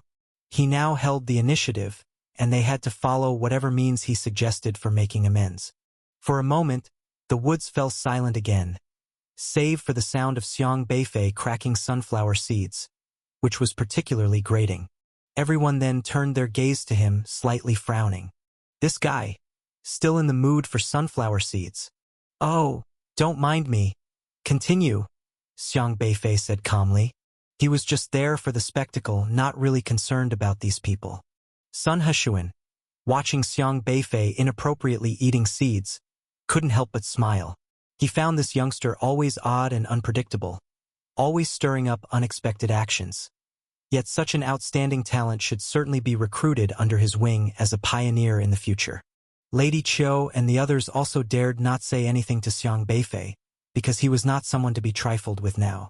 Not only did he have numerous supporters, but most importantly, he had backing. But it must be said, the sound of Xiang Beifei eating seeds somehow eased the tense atmosphere. Elder Yin didn't speak. As she watched Lady Qiu being rebuked and daring not to speak out, she actually felt somewhat pleased. She suddenly remembered that it had been a long time since she saw Luo Yunxian confronting someone like Lady Qiu. Normally, Lady Qiu was accustomed to acting on her seniority within the Alliance. Since everyone was a UR, even if there was mutual dislike, polite words were still exchanged upon meeting, and sarcasm was limited to sarcasm, because no one could truly dominate another. But Luo Yunxian was different. The only person who could disregard those messy social norms seemed to be this man lounging in his chair. Ever since Luo Yunxian left the alliance, she hadn't seen him dealing much with these people. She thought he had toned down his edges and would become smoother, but unexpectedly, he was as sharp as ever. It was still the Luo Yunxian she knew. Elder Yin's gaze reflected Luo Yunxian's figure as she pondered her own matters and eventually said, "Professor Luo, can you speak a few words for the alliance?" Elder Luo glanced at Elder Yin and said, "What everyone in Zheozhou wants to see now is not me speaking, but you solving the problem. What good does it do for them to hear me talk? The real culprits not being dealt with. Do you expect me to forgive them based on that?" "I understand." Elder Yin nodded slightly. Addressing He Kaiwei, Zhuiji, and Wu Shixian was key. After a pause, she added, "Does Professor Luo have any other requests? Liangzhou University is now under my management. If anyone from the Alliance dares to meddle in the affairs of martial artists and disrupt the students' studies, they are asking for a beating." Elder Luo swept his cold gaze over Lady Qiu, who had sent a teacher to Liangzhou University as an undercover agent and had already been thrown out by him. Many UR-level awakeners present had opinions but had to swallow their objections because, for now, Luo Yunxian indeed held the upper hand. Also, the Alliance's support fund for elite universities must not be cut short. This place is where the future talents to resist desolate beasts are cultivated for Zheozhou. Whoever dares to interfere, I don't mind visiting their home. Elder Luo threatened again as he swept his gaze over the crowd. Rest assured, the Alliance is sensible about this matter. Raising the next generation of elites isn't child's play, Elder Yin said. About that video, Fu Mingpu hesitated. What does the video have to do with me? I didn't release it. Besides, what are you hiding it for? It's the truth after all. What are you guilty about? Resolve the matter and the public anger will subside. Won't it? Elder Luo said impatiently. Elder Yin and others looked at each other. They weren't actually afraid of the video, but were wary of Luo Yunxian, who now had a large group of supporters. If he called them out, standing in opposition to the alliance, then Zheozhou would be thrown into chaos. However, Elder Yin also knew Luo Yunxian's temper well. She understood that as long as the alliance acted according to the rules, Luo Yunxian would not say much more. Revisions made at 6. At that moment, a lazy voice emerged from the corner. Otherwise, how should we talk? In the martial arts college, we communicate with our fists. Why don't you two have a fight?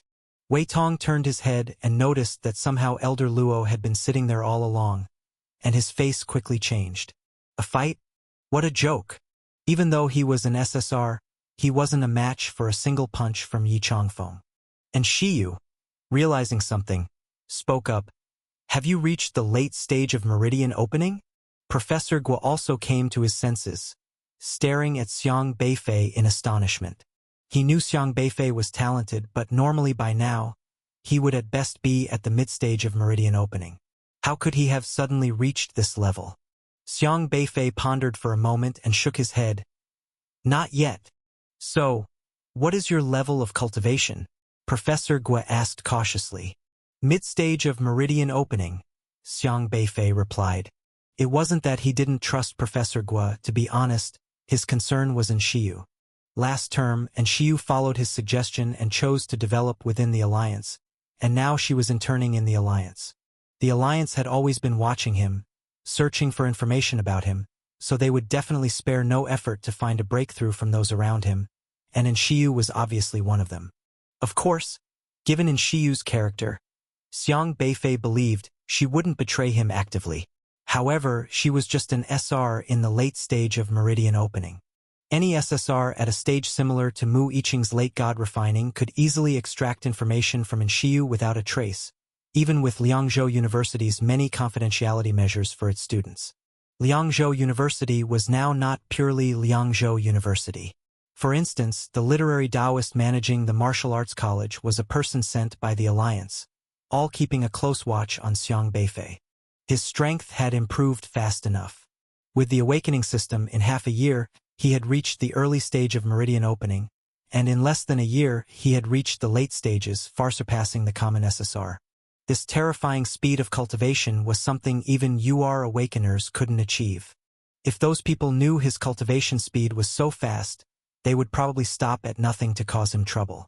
Thus, Xiang Beifei had to keep it concealed until he broke through to the god-refining phase. By then, he would truly have the ability to protect himself, not fearing people like He Kaiwei.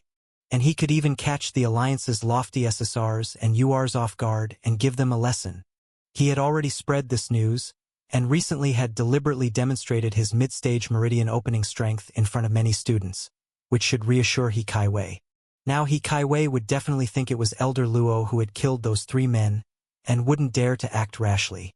He Kaiwei and the others focusing their attention on Elder Luo would then not pay attention to Xiang Beifei, whose cultivation was only at the mid-stage of meridian opening. That way, Xiang Beifei could quietly grow stronger. Once he attained sufficient cultivation, he could then go out and fight. So that's how it is. With this level of strength, Professor Guo could accept it, but he was clearly somewhat dispirited. He actually hoped Xiang Beifei's cultivation was at the late stage of meridian opening. Then why did you ask about the matters of the divine soul? Professor Guo asked again. His powerful aura coalesced into a sharp force that silently descended upon Ma Cainian. Ma Cainian shuddered upon seeing Xiang Beifei, intimidated by his frightening aura. Xiang Beifei was rumored to be capable of killing a one-armed crab in the late stage of meridian opening with a single punch. His presence here was no joke. Ma Cainian steadied himself and cursed inwardly. After all, he was an official of the Alliance. No matter how famous this kid was, he was just a commoner with no power or influence. If anyone should be scared, it should be him. Xiang Beifei, a big shot, huh? Ma Cainian spoke in a sarcastic tone. Xiang Beifei, without a word, glanced indifferently and then walked towards Kong Daming, asking, I saw the phone message just now. What happened to my grandfather? I'm not sure. He seemed to be feeling unwell just a while ago, so I helped him upstairs to rest. He's up there now, Kong Daming said. Got it. I'll go up and see him. Xiang Beifei, without another word, headed for the stairs. However, Ma Cainian was irked to see that he had been ignored. Humph. To this day, not even basic manners. Scram. Xiang Beifei said bluntly. Yes. Ma Cainian's head spun. Then he involuntarily lay down and actually rolled out of the place on the ground. What? Kong Daming and Zhang Xiang watched Ma Cainian roll away on the ground in shock, and for a moment, they were completely stunned. Ma Cainian had actually just rolled away like that? This turn of events was totally unexpected for them. Why patrol the archives anyway? Who, with nothing better to do, would come steal from the archives? If you ask me, even if we didn't come for a year, it probably wouldn't matter. Zhou Guan complained languidly, his hands behind his head, following behind Sun Zhong. He wasn't very interested in this task and kept grumbling all the way. Sun Zhong patrolled past a row of rooms on the 3rd floor. You patrolled the N-level talent review department. Patrol points +2. You patrolled the N-level talent dispatch department. Patrol points +2. Sun Zhong made a point to circle the empty room twice, then pressed a button on the wall to ensure the alarm was working properly before he left the room. You patrolled the main archive room entrance. Patrol points +5. Just then, Zhang Xing thought of something, quickly took out his phone to video call his son, and asked, Son, you said you've seen Xiang Beifei before. Look, is this person Xiang Beifei? At the initial competition for freshmen, although students from all the major elite schools did not attend, there was a live broadcast, and anyone who wasn't blind could recognize him. Although Zhang Xing's son was from Jizhou University, he had seen Xiang Beifei before. The moment he saw Xiang Beifei, he suddenly exclaimed excitedly, It's him! It's really him! The genius who trampled that Qingzhou University SSR underfoot. Dad, you actually met him? Oh my gosh! That was the legendary genius. You really are that Xiang Beifei. Zhang Xing was also stunned. His son had mentioned the freshman competition before he came home for the holidays. He had been amazed by Xiang Beifei then, and had never imagined that he would run into such a great genius today. A moment later, he quickly snapped back to reality and said excitedly, "He is Xiang Beifei, no doubt. My son is from Jizhou University. He's seen him before." Xiang Beifei momentarily set aside that matter and asked, "By the way, Uncle Kong, do you have any houses for rent nearby? We're thinking of moving over." "A house? Yes, you should have moved over a long time ago. The old man kept saying he wanted to save money for you to do missions and stuff." "Why the sudden change of mind now?" Uncle Kong asked. "Xiaofei has grown up. The house being shabby, he might not find a wife," Xiang Qingde said seriously. "Ha ha ha, that's true," Kong Daming nodded. But Lu Hong disagreed. "That's not true. If someone really likes him, why would they care about the house? Still, it's better to live in a nice place." "The old house was a bit too gloomy," Kong Daming said. "Leave this to me. I remember there's a family that just moved out on my floor, just 2 doors down from my place, diagonally opposite. It would be good for them to move over, easier to look after each other." "When is Uncle Kong's restaurant planning to open?" Xiang Beifei asked again. How the one-armed crab desolate beast appeared was still under investigation. Xiang Beifei suspected someone but hadn't settled on anyone yet. Xiao Sheng, the fake N-level clerk, the SR, who disappeared somewhere just before the desolate beast appeared. He wanted to see if Xiao Sheng was going to come back to work. "The day after tomorrow. The staff have been asking too.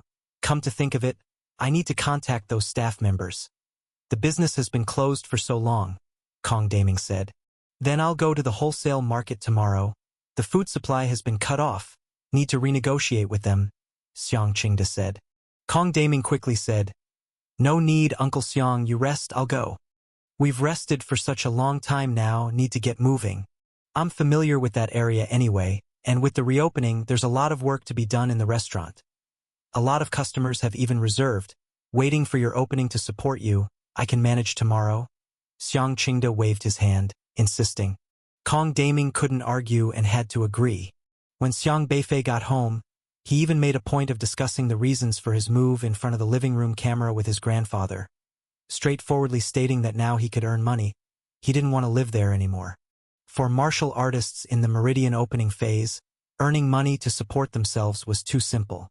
Those surveilling their home, as long as they weren't fools, would surely also understand Xiang Beifei's current cultivation realm if they went to the school to ask around. No one would doubt such an excuse. With that, the opposition should head to the new house. Xiang Beifei was curious to see who would sneakily install surveillance under his watch. Having said all that, Xiaohe then blocked the camera. The grandson and grandfather packed their belongings together that night, and really, their own home had quite a lot of stuff. "We'll need to call a truck. No elevator. Then we can carry it down together." Xiang Qingde pondered on how to move in the easiest way. "I can handle the things alone. Grandpa doesn't need to worry too much.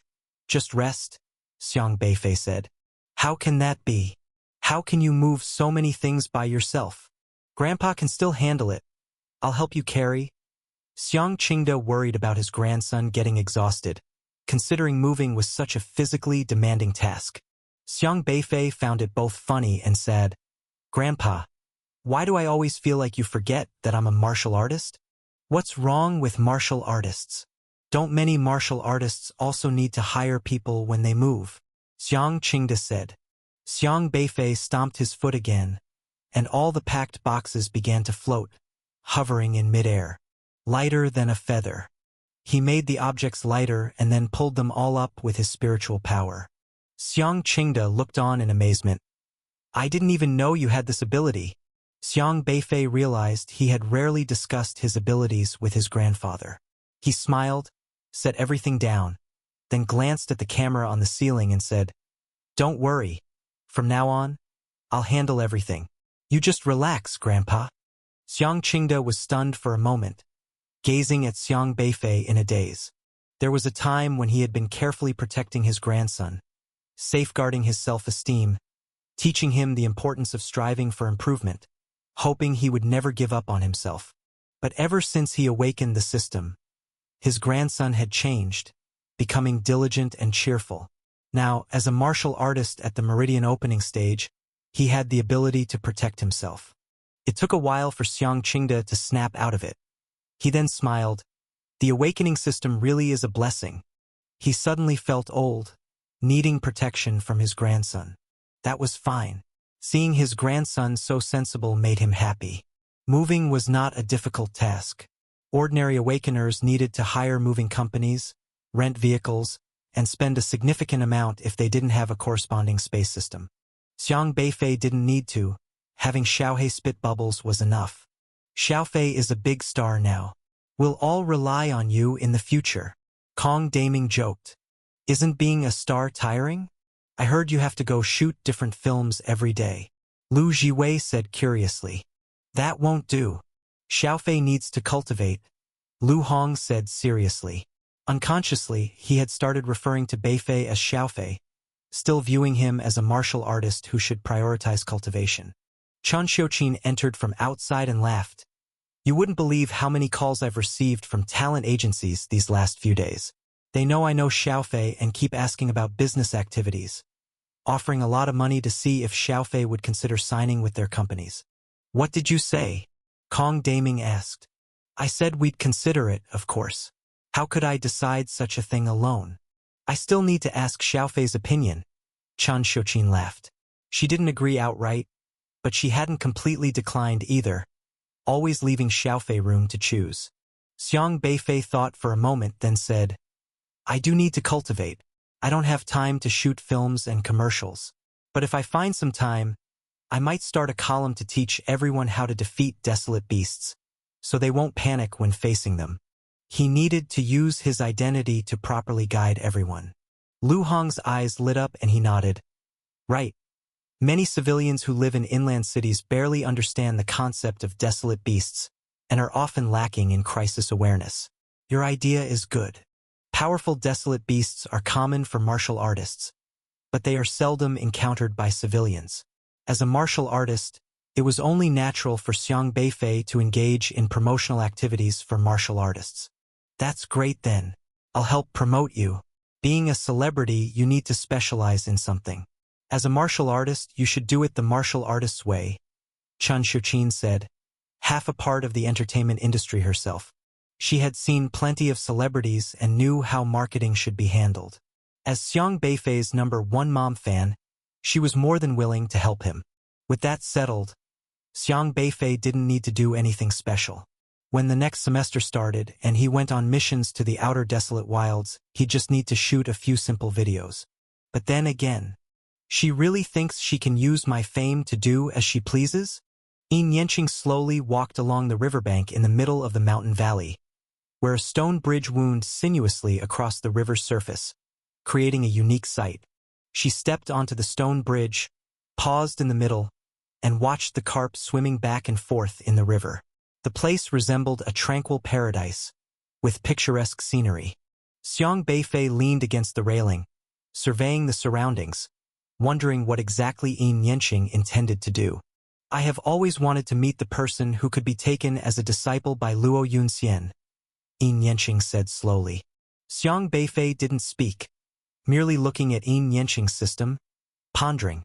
Although he couldn't see the specific introduction, he could guess it. A system manifestation by its name suggested that the other party could seemingly turn imagined things into reality. To Xiang Beifei, this ability should fall under the category of spiritual power. The valley was filled with strong spiritual fluctuations.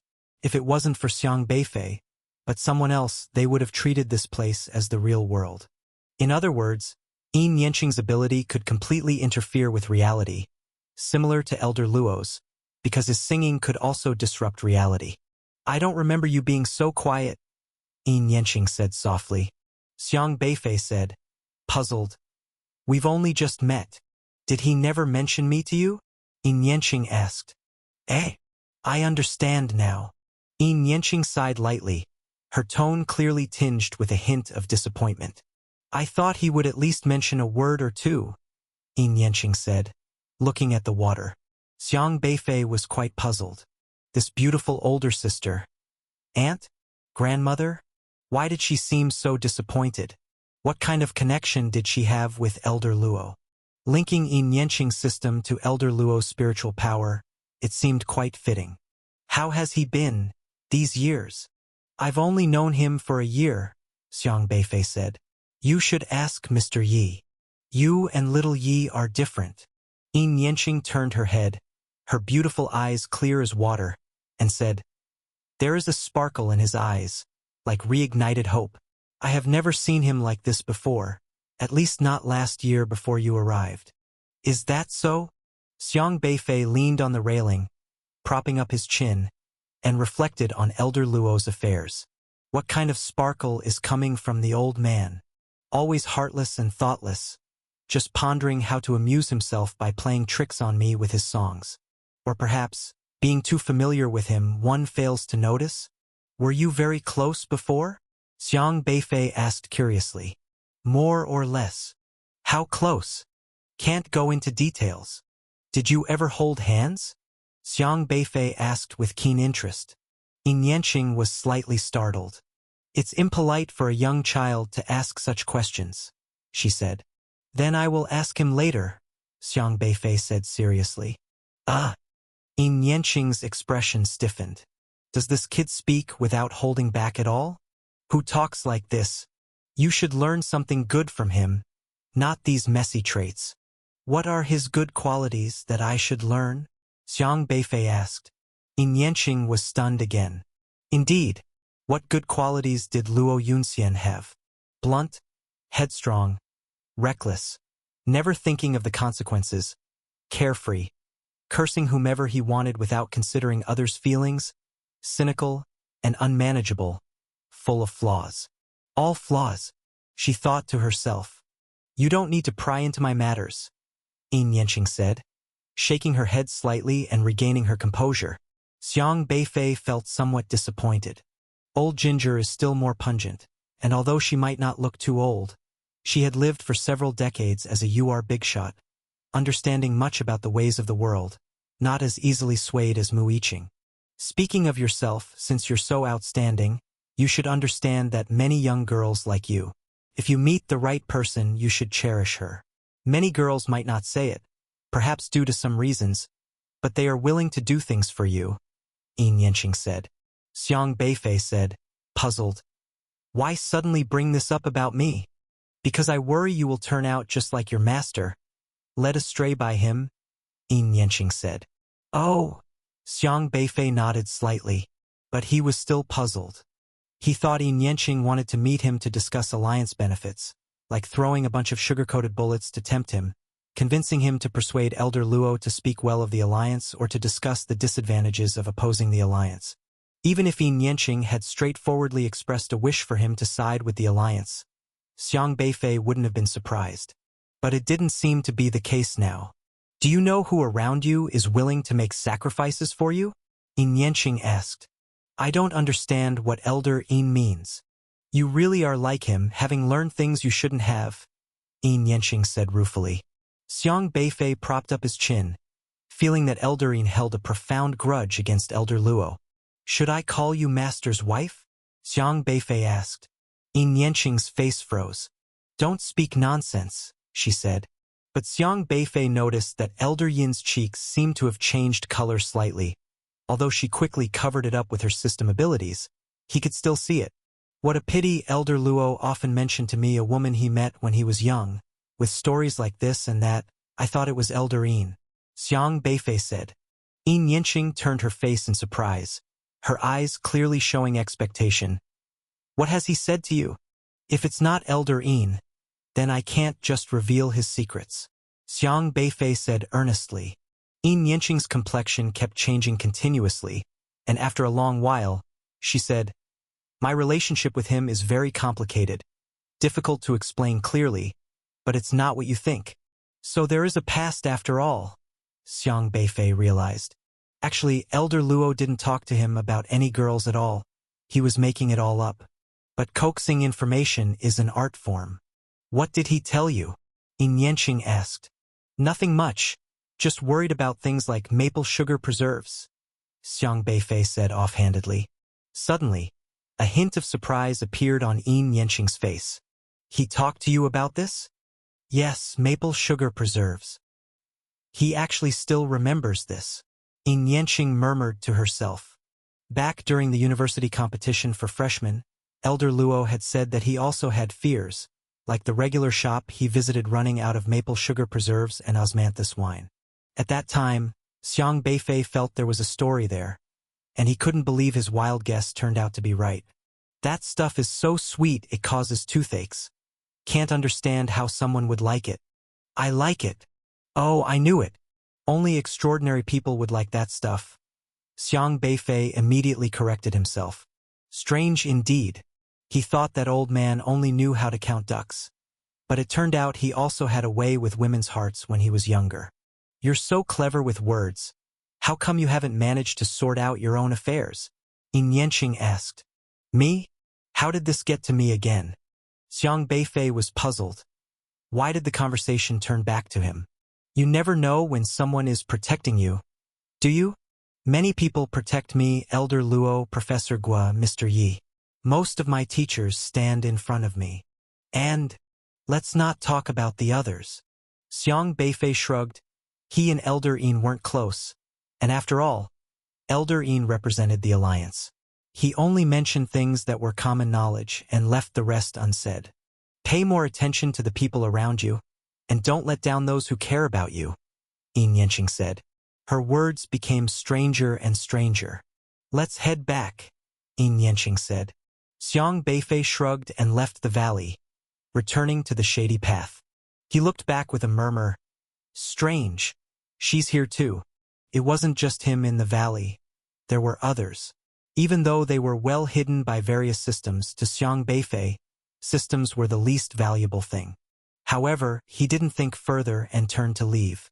In the valley, Yin Yanqing watched the river and then said, You should tell him. A figure appeared on the stone bridge. She was dressed in a neat white outfit with fitted trousers, looking very smart. It was Nshiyu. There's no need. She shook her head. You did this for him, yet he doesn't know. Is it worth it? Yin Yanqing asked. I didn't do it just for him, Nshiyu said softly. No matter whom you did it for, you're still protecting him in your own way. Nshiyu chose to develop with the Alliance, but the Alliance had too many powerful figures seeking information about Xiang Beifei from her. She had initially let Professor Gua help to remove that part of her memory about Xiang Beifei, not wanting to trouble him. It was Yin Yanqing who helped her retain it and protected Nshiyu's memories with her powerful UR system from prying eyes. I haven't done anything, he's handling it very well, and he's even done things I can't do, Nshiyu said. From the bottom of her heart, she was grateful to Xiang Beifei for clearing Professor Gua's name and dealing with the likes of Wu Shixian and He Kaiwei, who were making life difficult for him. Sometimes it's not always about taking action. Making a choice requires courage too. Yin Yanqing turned her head to look at Nshiyu and sighed. He is that old man's disciple. He doesn't learn what he should, but he's picked up all the wrong aspects of his personality. Although he's very smart, it's obvious that he's not adept at dealing with these matters. It won't lead to anything if you keep doing this. I never thought about those things. Nshiyu shook her head. At the beginning of school, when Professor Gua decided to teach the inquiring Tao to Xiang Beifei, she had deep suspicions about Xiang Beifei, fearing he would become another Wu Shixian. But now she realized that Xiang Beifei's talent far exceeded her expectations, and he was not on the same level as the likes of Wu Shixian at all. He was a kind-hearted, good-tempered, principled big boy. Yet she initially judged such a person without reason, which left her with a sense of guilt. He deserves someone better, Nshiyu said with gritted teeth. Sigh. Silly girl. Why undervalue yourself? Yin Yanqing sighed again, looking up at the sky above the valley. Men are rough when it comes to emotions, especially people with the personalities of those two masters and disciples. They have their own goals and live freely. They can see through many things, yet their nature is sometimes just like a child's. If you don't spell it out for them, they will never understand. She helped Nshiyu because she saw her own past in Nshiyu, accustomed to doing things silently for the other party. Things that seemed inconsequential, yet never bringing them up to their face. But such one-sided efforts will never be known by the other party. But she knew people like Nshiyu would never talk about it. Just like herself, she never said a word. 5 points modified. Xiang Beifei did not ask further but looked at Tang He thoughtfully.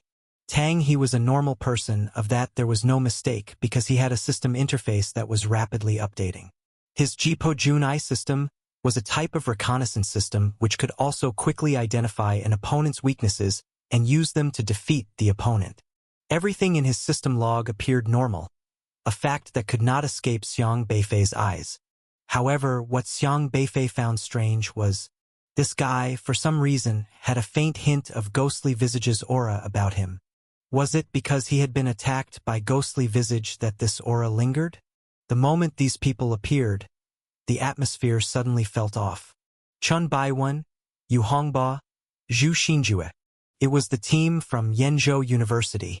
He had not expected that they would also show up here.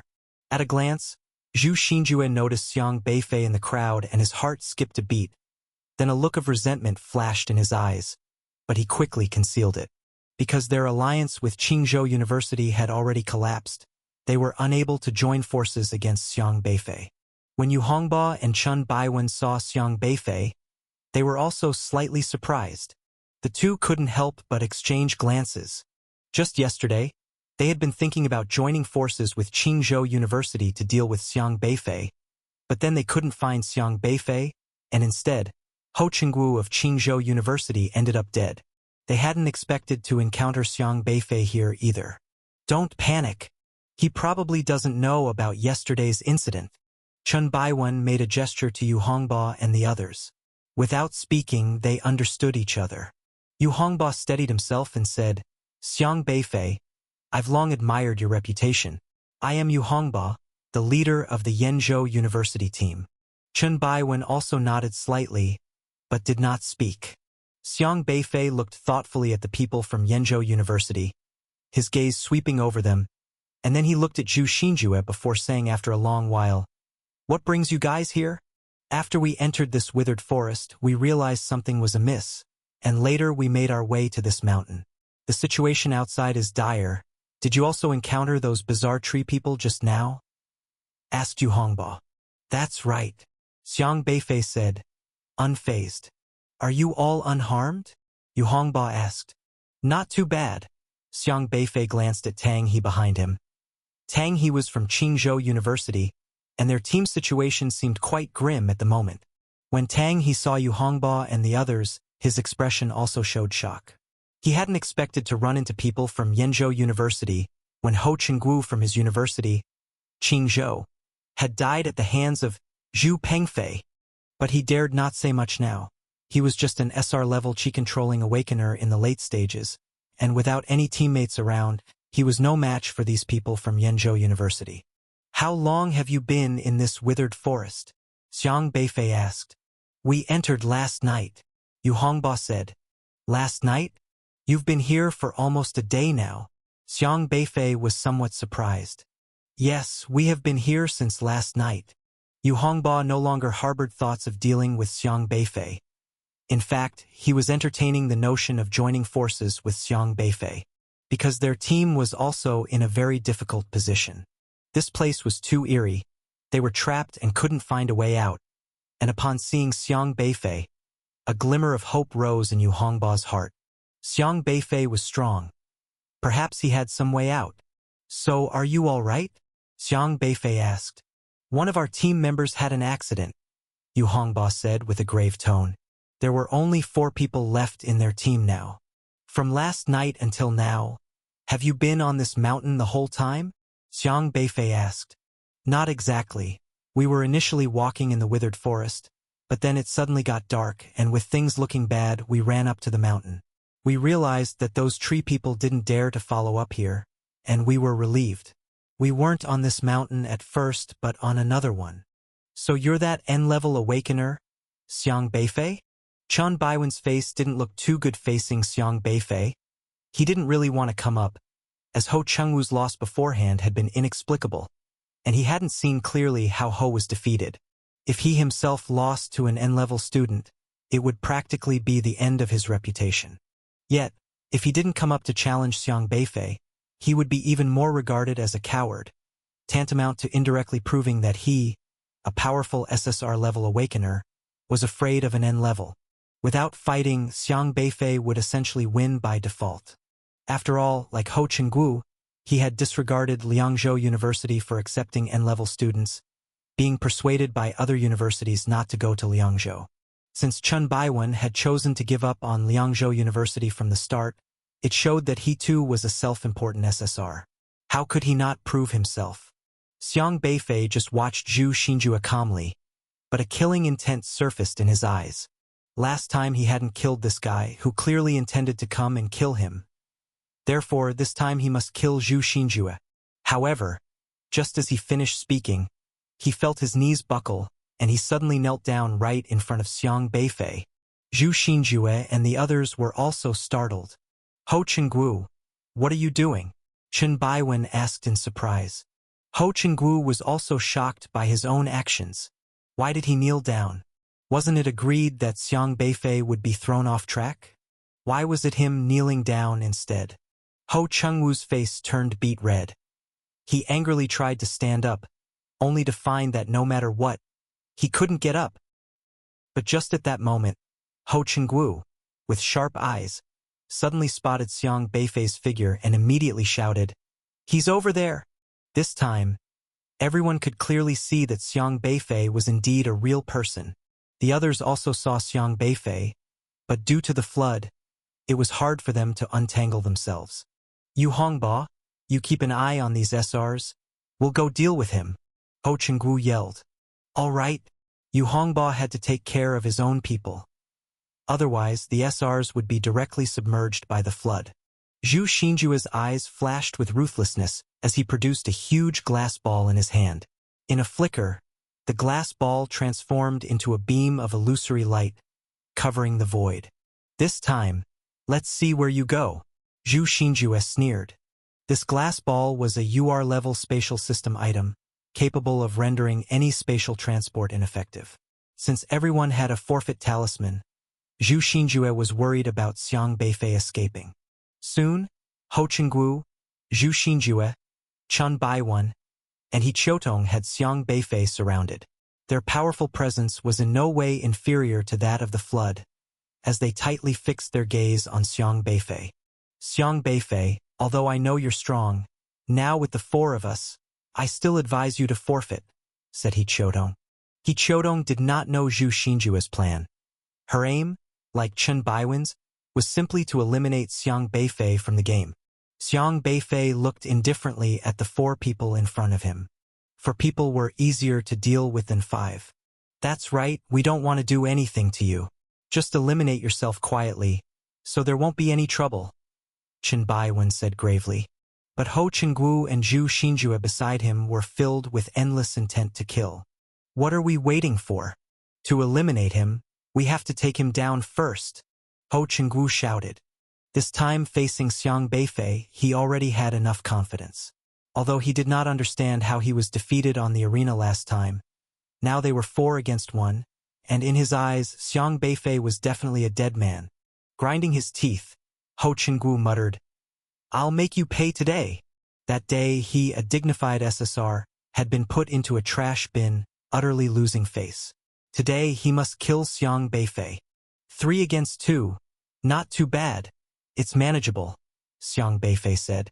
3 against 2? Zhu Xinjue scoffed. "Have you been scared silly by us? Can't you even count anymore? There are 4 of us against just you. President Ren is such an esteemed person. He said that names are not important, only strength matters. A senior who can say such words must have an open mind. Why would he care about such trivial things as names with me? As President Ren's proud disciple, why is your approach to handling matters inconsistent with President Ren's?" Xiang Beifei said, looking at Ho Chengguo puzzledly before adding, "Haven't you even learned the basics from him?" His words were watertight, first sarcastically referring to Ren Zhonghai, then immediately elevating Ren Zhonghai to a high status, making it difficult for Ren Zhonghai to react about Xiang Beifei teasing regarding names. He then subtly insulted Ho Chengguo. "You!" Ho Chengguo was so angry with Xiang Beifei that his face turned crimson. Hovering in midair, Li Zimu looked down in surprise and remarked, "They can't even tell. The flood here was a manifestation of Li Zimu's poetry realm. Li Zimu's poetry realm could now reach a level where truth and illusion were indistinguishable. However, Ho Chenggu and Chen Baiwen were after all SSRs, one level higher than him in the system and with higher cultivation, so they theoretically should not be so flustered. Of course they can't tell. Not one of them is a spiritual power-based system awakener, Xiang Beifei explained. Xiang Beifei's spiritual power was attached to the poetry realm created by Li Zimu. So even though Li Zimu was only at the late stage of qi controlling, the flood he created had the power of the meridian opening phase. As for the suppression at the system level with Xiang Beifei around, the so-called SSR system superiority was just a decoration. He had specifically sought out Li Zimu's help in order to trap this group of people. But after they had walked some distance, a fork in the road suddenly appeared ahead. Xiang Beifei's shadow briefly reappeared at the edge of the fork, but then vanished once again on this new path. Which way should we go? Ho Chenggu asked Chen Baiwen anxiously. I don't know, there are no traces. Chen Baiwen shook his head. Forget it, let's split up and take both paths. It'll be faster that way. Zhu Xinjue suggested. Splitting up is the same as scattering our strength. If we encounter Xiang Beifei, do you really think you stand a chance against him? Chen Baiwen inquired. Xiang Beifei is obviously being hunted by that desolate beast right now. If we run into him, how could we not have a chance? Zhu Xinjue replied. After a brief discussion, everyone decided to split up. However, they all agreed that if they encountered Xiang Beifei, they would first send a signal to the others, and if they couldn't find anyone after half an hour, they would return here to regroup.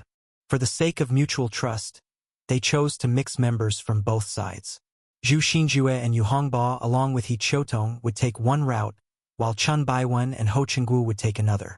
Ho Chenggu and Chen Baiwen, leading 3 SRs, took the left path. Although Chen Baiwen seemed preoccupied with heavy thoughts, Ho Chenggu still warned, "Don't forget our agreement." Xiang Beifei began to vaguely understand and said, "Digesting memories? When desolate beasts eat the brains of other desolate beasts, they can sometimes gain the memories of that desolate beast.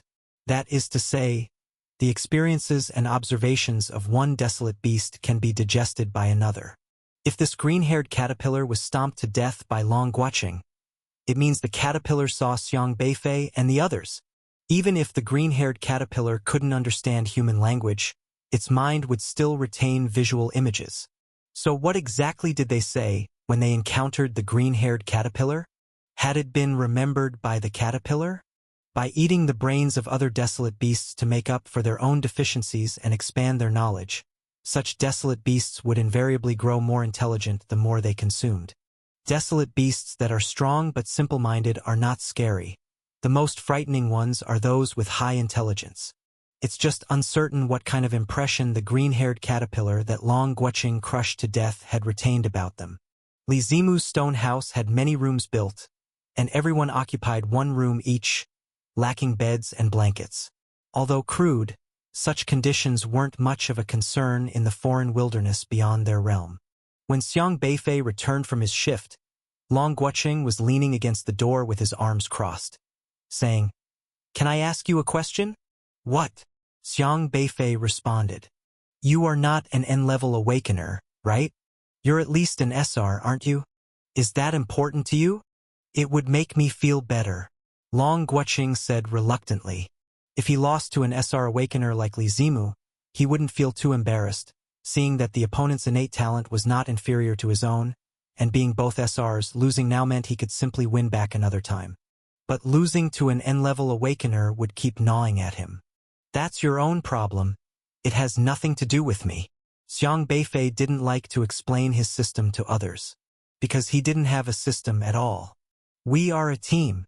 I've told you all about my abilities, but we know nothing about yours. Since we're a team, we should at least have an understanding of each other." Long Guoqing stressed. "Now you admit that you're part of a team? I thought you always liked to show off," Xiang Beifei said. Long Guoqing snorted but didn't refute the claim. He indeed liked to show off. If he didn't, he wouldn't be able to collect system points. "If you tell me that you're an SR or SSR, I can accept my loss with no hard feelings. Long Guoqing said. You really look. 5 pieces of stone. Such a blunt name. Could there really be just 5 rocks? Xiang Beifei weighed the 2 tiles in his hands, feeling puzzled. If that was the case, where were the remaining 3 tiles? Besides, what was so special about these tiles? He held 1 tile in each hand. Upon first glance, the tiles seemed ordinary, except they were extremely hard. Xiang Beifei had tried bending them last time using various methods, but had not managed to break them. Back then, he was only at the meridian opening stage, but now, with his God-refining mid-stage cultivation, he tried again and still couldn't break them. Their hardness exceeded his imagination. He knocked the 2 tiles together. Thud! A dull sound echoed from the black tiles, and following their collision, a golden pattern emerged covering the entirety of both tiles. The golden pattern flashed and disappeared before Xiang Beifei could make out what it was. Eh? He knocked the tiles together again, and the golden pattern reappeared. This time he saw it clearly. The pattern was on the tiles. If observed closely, one could see that the pattern was continuous where the 2 tiles touched. Just from the pattern, it was hard to say what it resembled. Possibly some sort of feathered pattern or maybe clouds, but since the golden pattern wasn't comprehensive, it was hard to be certain. He brought the 2 tiles together from different angles and discovered that no matter from which position they touched, the golden pattern remained unchanged. Clearly, to see the complete pattern clearly, he first needed to gather the rest of the tiles. 5 pieces of stone. That's even more arbitrary than the name I picked for Era. Xiang Beifei had a multitude of questions in his mind. He didn't understand how the stone bound in his spirit-gathering book was just like the tile that came out of his grandfather's system. Obviously, this wasn't an item from the system since the tile had no system fluctuations and was immune to the system's abilities and spiritual power. This much was certain. So, all Xiang Beifei could guess was that his grandfather must have obtained this tile from somewhere and stored it in his system space. Only, something unexpected happened that day, causing the tile to fall out and hit him on the head. Beyond that, Xiang Beifei couldn't think of any other reasonable explanation. Such hard material is indeed quite rare, Xiang Beifei remarked. Roar! Roar! The wooden Kirin jumped up and down beside him, not believing this outcome, thinking it could definitely break the tile. Then you try it and see if you can handle it. Xiang Beifei tossed the tile to the wooden Kirin. Eager to test itself, the wooden Kirin swiftly grabbed the tile and, unable to wait, bit and scratched at the tile as its potent spiritual power blasted out, greeting the tile with all it had. However, the tile remained completely calm, uncracked and unshaken, untouched by Era's antics and not even losing the black dust from its surface. Roar! Roar! The wooden Kirin grew even more frustrated and increased its efforts, harshly mangling it. Xiang Beifei just watched the wooden Kirin struggling foolishly with the tile, his mouth twitching. This tile, after all, was something only a mid-stage god refining seal could suppress, a level higher than this fool, so how could it be easily damaged? He casually tossed the other piece toward it. Here, scratch both. There's a golden pattern too. The second tile traced an arc in the air, quickly striking the first tile, and then, thud! The golden pattern flowed again from where the 2 tiles collided. But before the wooden Kirin could react, the pattern suddenly spread from the tile, reaching its hooves and then up its body. Roar! The wooden Kirin hadn't finished bellowing when it suddenly rolled its eyes back and collapsed with a thud. Eh? Xiang Beifei looked in surprise at the foolish creature sprawled on the ground, tongue lolling and eyes rolling, because a gold pattern like a dense spider web had clearly appeared on its blue body. For some reason, its entire spiritual power had quieted down, as if it were bound and unable to move, visibly unconscious. Yet the 2 tiles were still maintaining the collision position, one corner resting on the other tile as if standing independently, without falling over, suspended in midair. This is weird. Xiang Beifei bent down and took the colliding tiles out of the foolish creature's embrace, picking up one while the wooden Kirin still embraced the other. As soon as the tiles separated, the golden pattern quickly faded from the wooden Kirin's body. Roar! The wooden Kirin suddenly opened its eyes wide, confused as it got up, finishing the cry it hadn't completed before, and looked at the tile in its embrace, seemingly unaware of why it had suddenly passed out. You seem to have a thick hide. Let me try again. Xiang Beifei tossed the tile he was holding back into the arms of the wooden Kirin. Thud! The tiles collided again, and the golden pattern reappeared. Before the wooden Kirin could manage to throw the tile away, it rolled its eyes back again and collapsed. Its whole body was once again trapped in the golden pattern. Impressive! Xiang Beifei's eyes lit up. This was a true weapon of mass destruction. He had no idea the tile was this effective. You should know the wooden Kirin might be a bit dim-witted, but initially, it had devoured the spiritual power crystals of 7 early-stage god refining seals before it escaped. It's different from other constellations. While others break their seals, it swallows spiritual power crystals and then strengthens itself to break the seal. Last time, as soon as it broke free, it was able to exchange blows with Yi Changfeng, who was at the mid-stage of god refining. Recently, Xiang Beifei had thrown it some spiritual power crystals from the god refining stage that he couldn't use himself, making it even stronger than when it had first emerged. However, facing this brick, it rolled its eyes back from a single thud.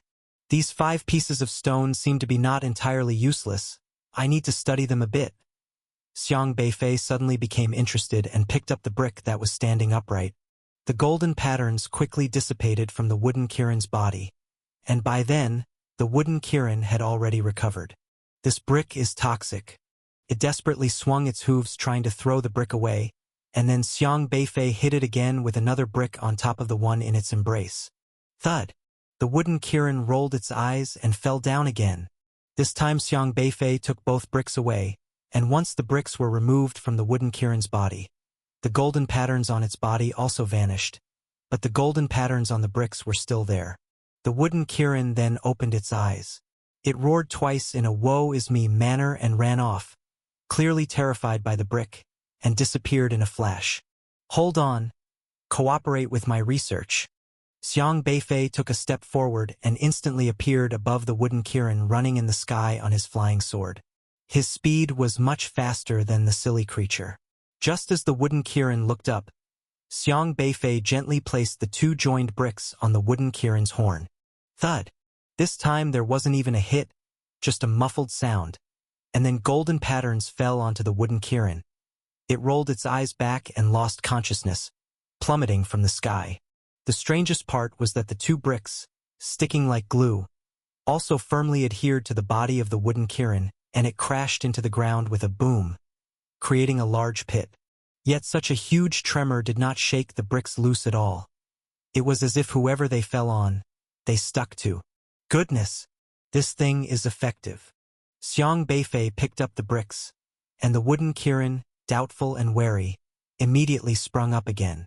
Its thick skin protected it from harm when falling from 100 meters, but it was definitely scared by these 2 bricks and ran off again. Why are you running? Let me study a bit. You have thick skin anyway. Wow! Wow! The wooden Kirin cursed loudly. I'll give you a spiritual power crystal from the late stage of meridian opening as a compensation. Wow! Wow! The wooden Kirin bargained. But I don't have any from the mid-stage of god refining left. You've swallowed them all. Wow! Wow! No way. That piece of Xuanguang armor from the early stage of god refining is meant for Kong Shouwen. Wow! Wow! That one is reserved for Lu Jiwei, you silly creature. Xiang Beifei flung his hand. Thud! The wooden Kirin rolled its eyes back and fell again. How nice it would be if you just cooperated with me instead of running. Xiang Beifei looked at the bricks sticking to the back of the wooden Kirin's mane.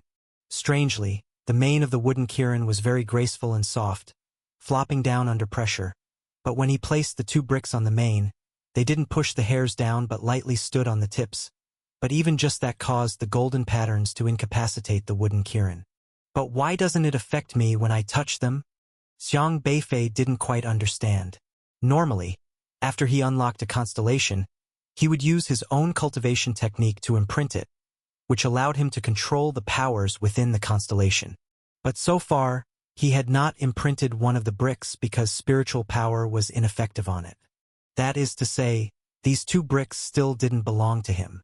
Yet he had been chasing the wooden Kirin around with these 2 bricks all this while, thudding Era several times, but they didn't trouble him.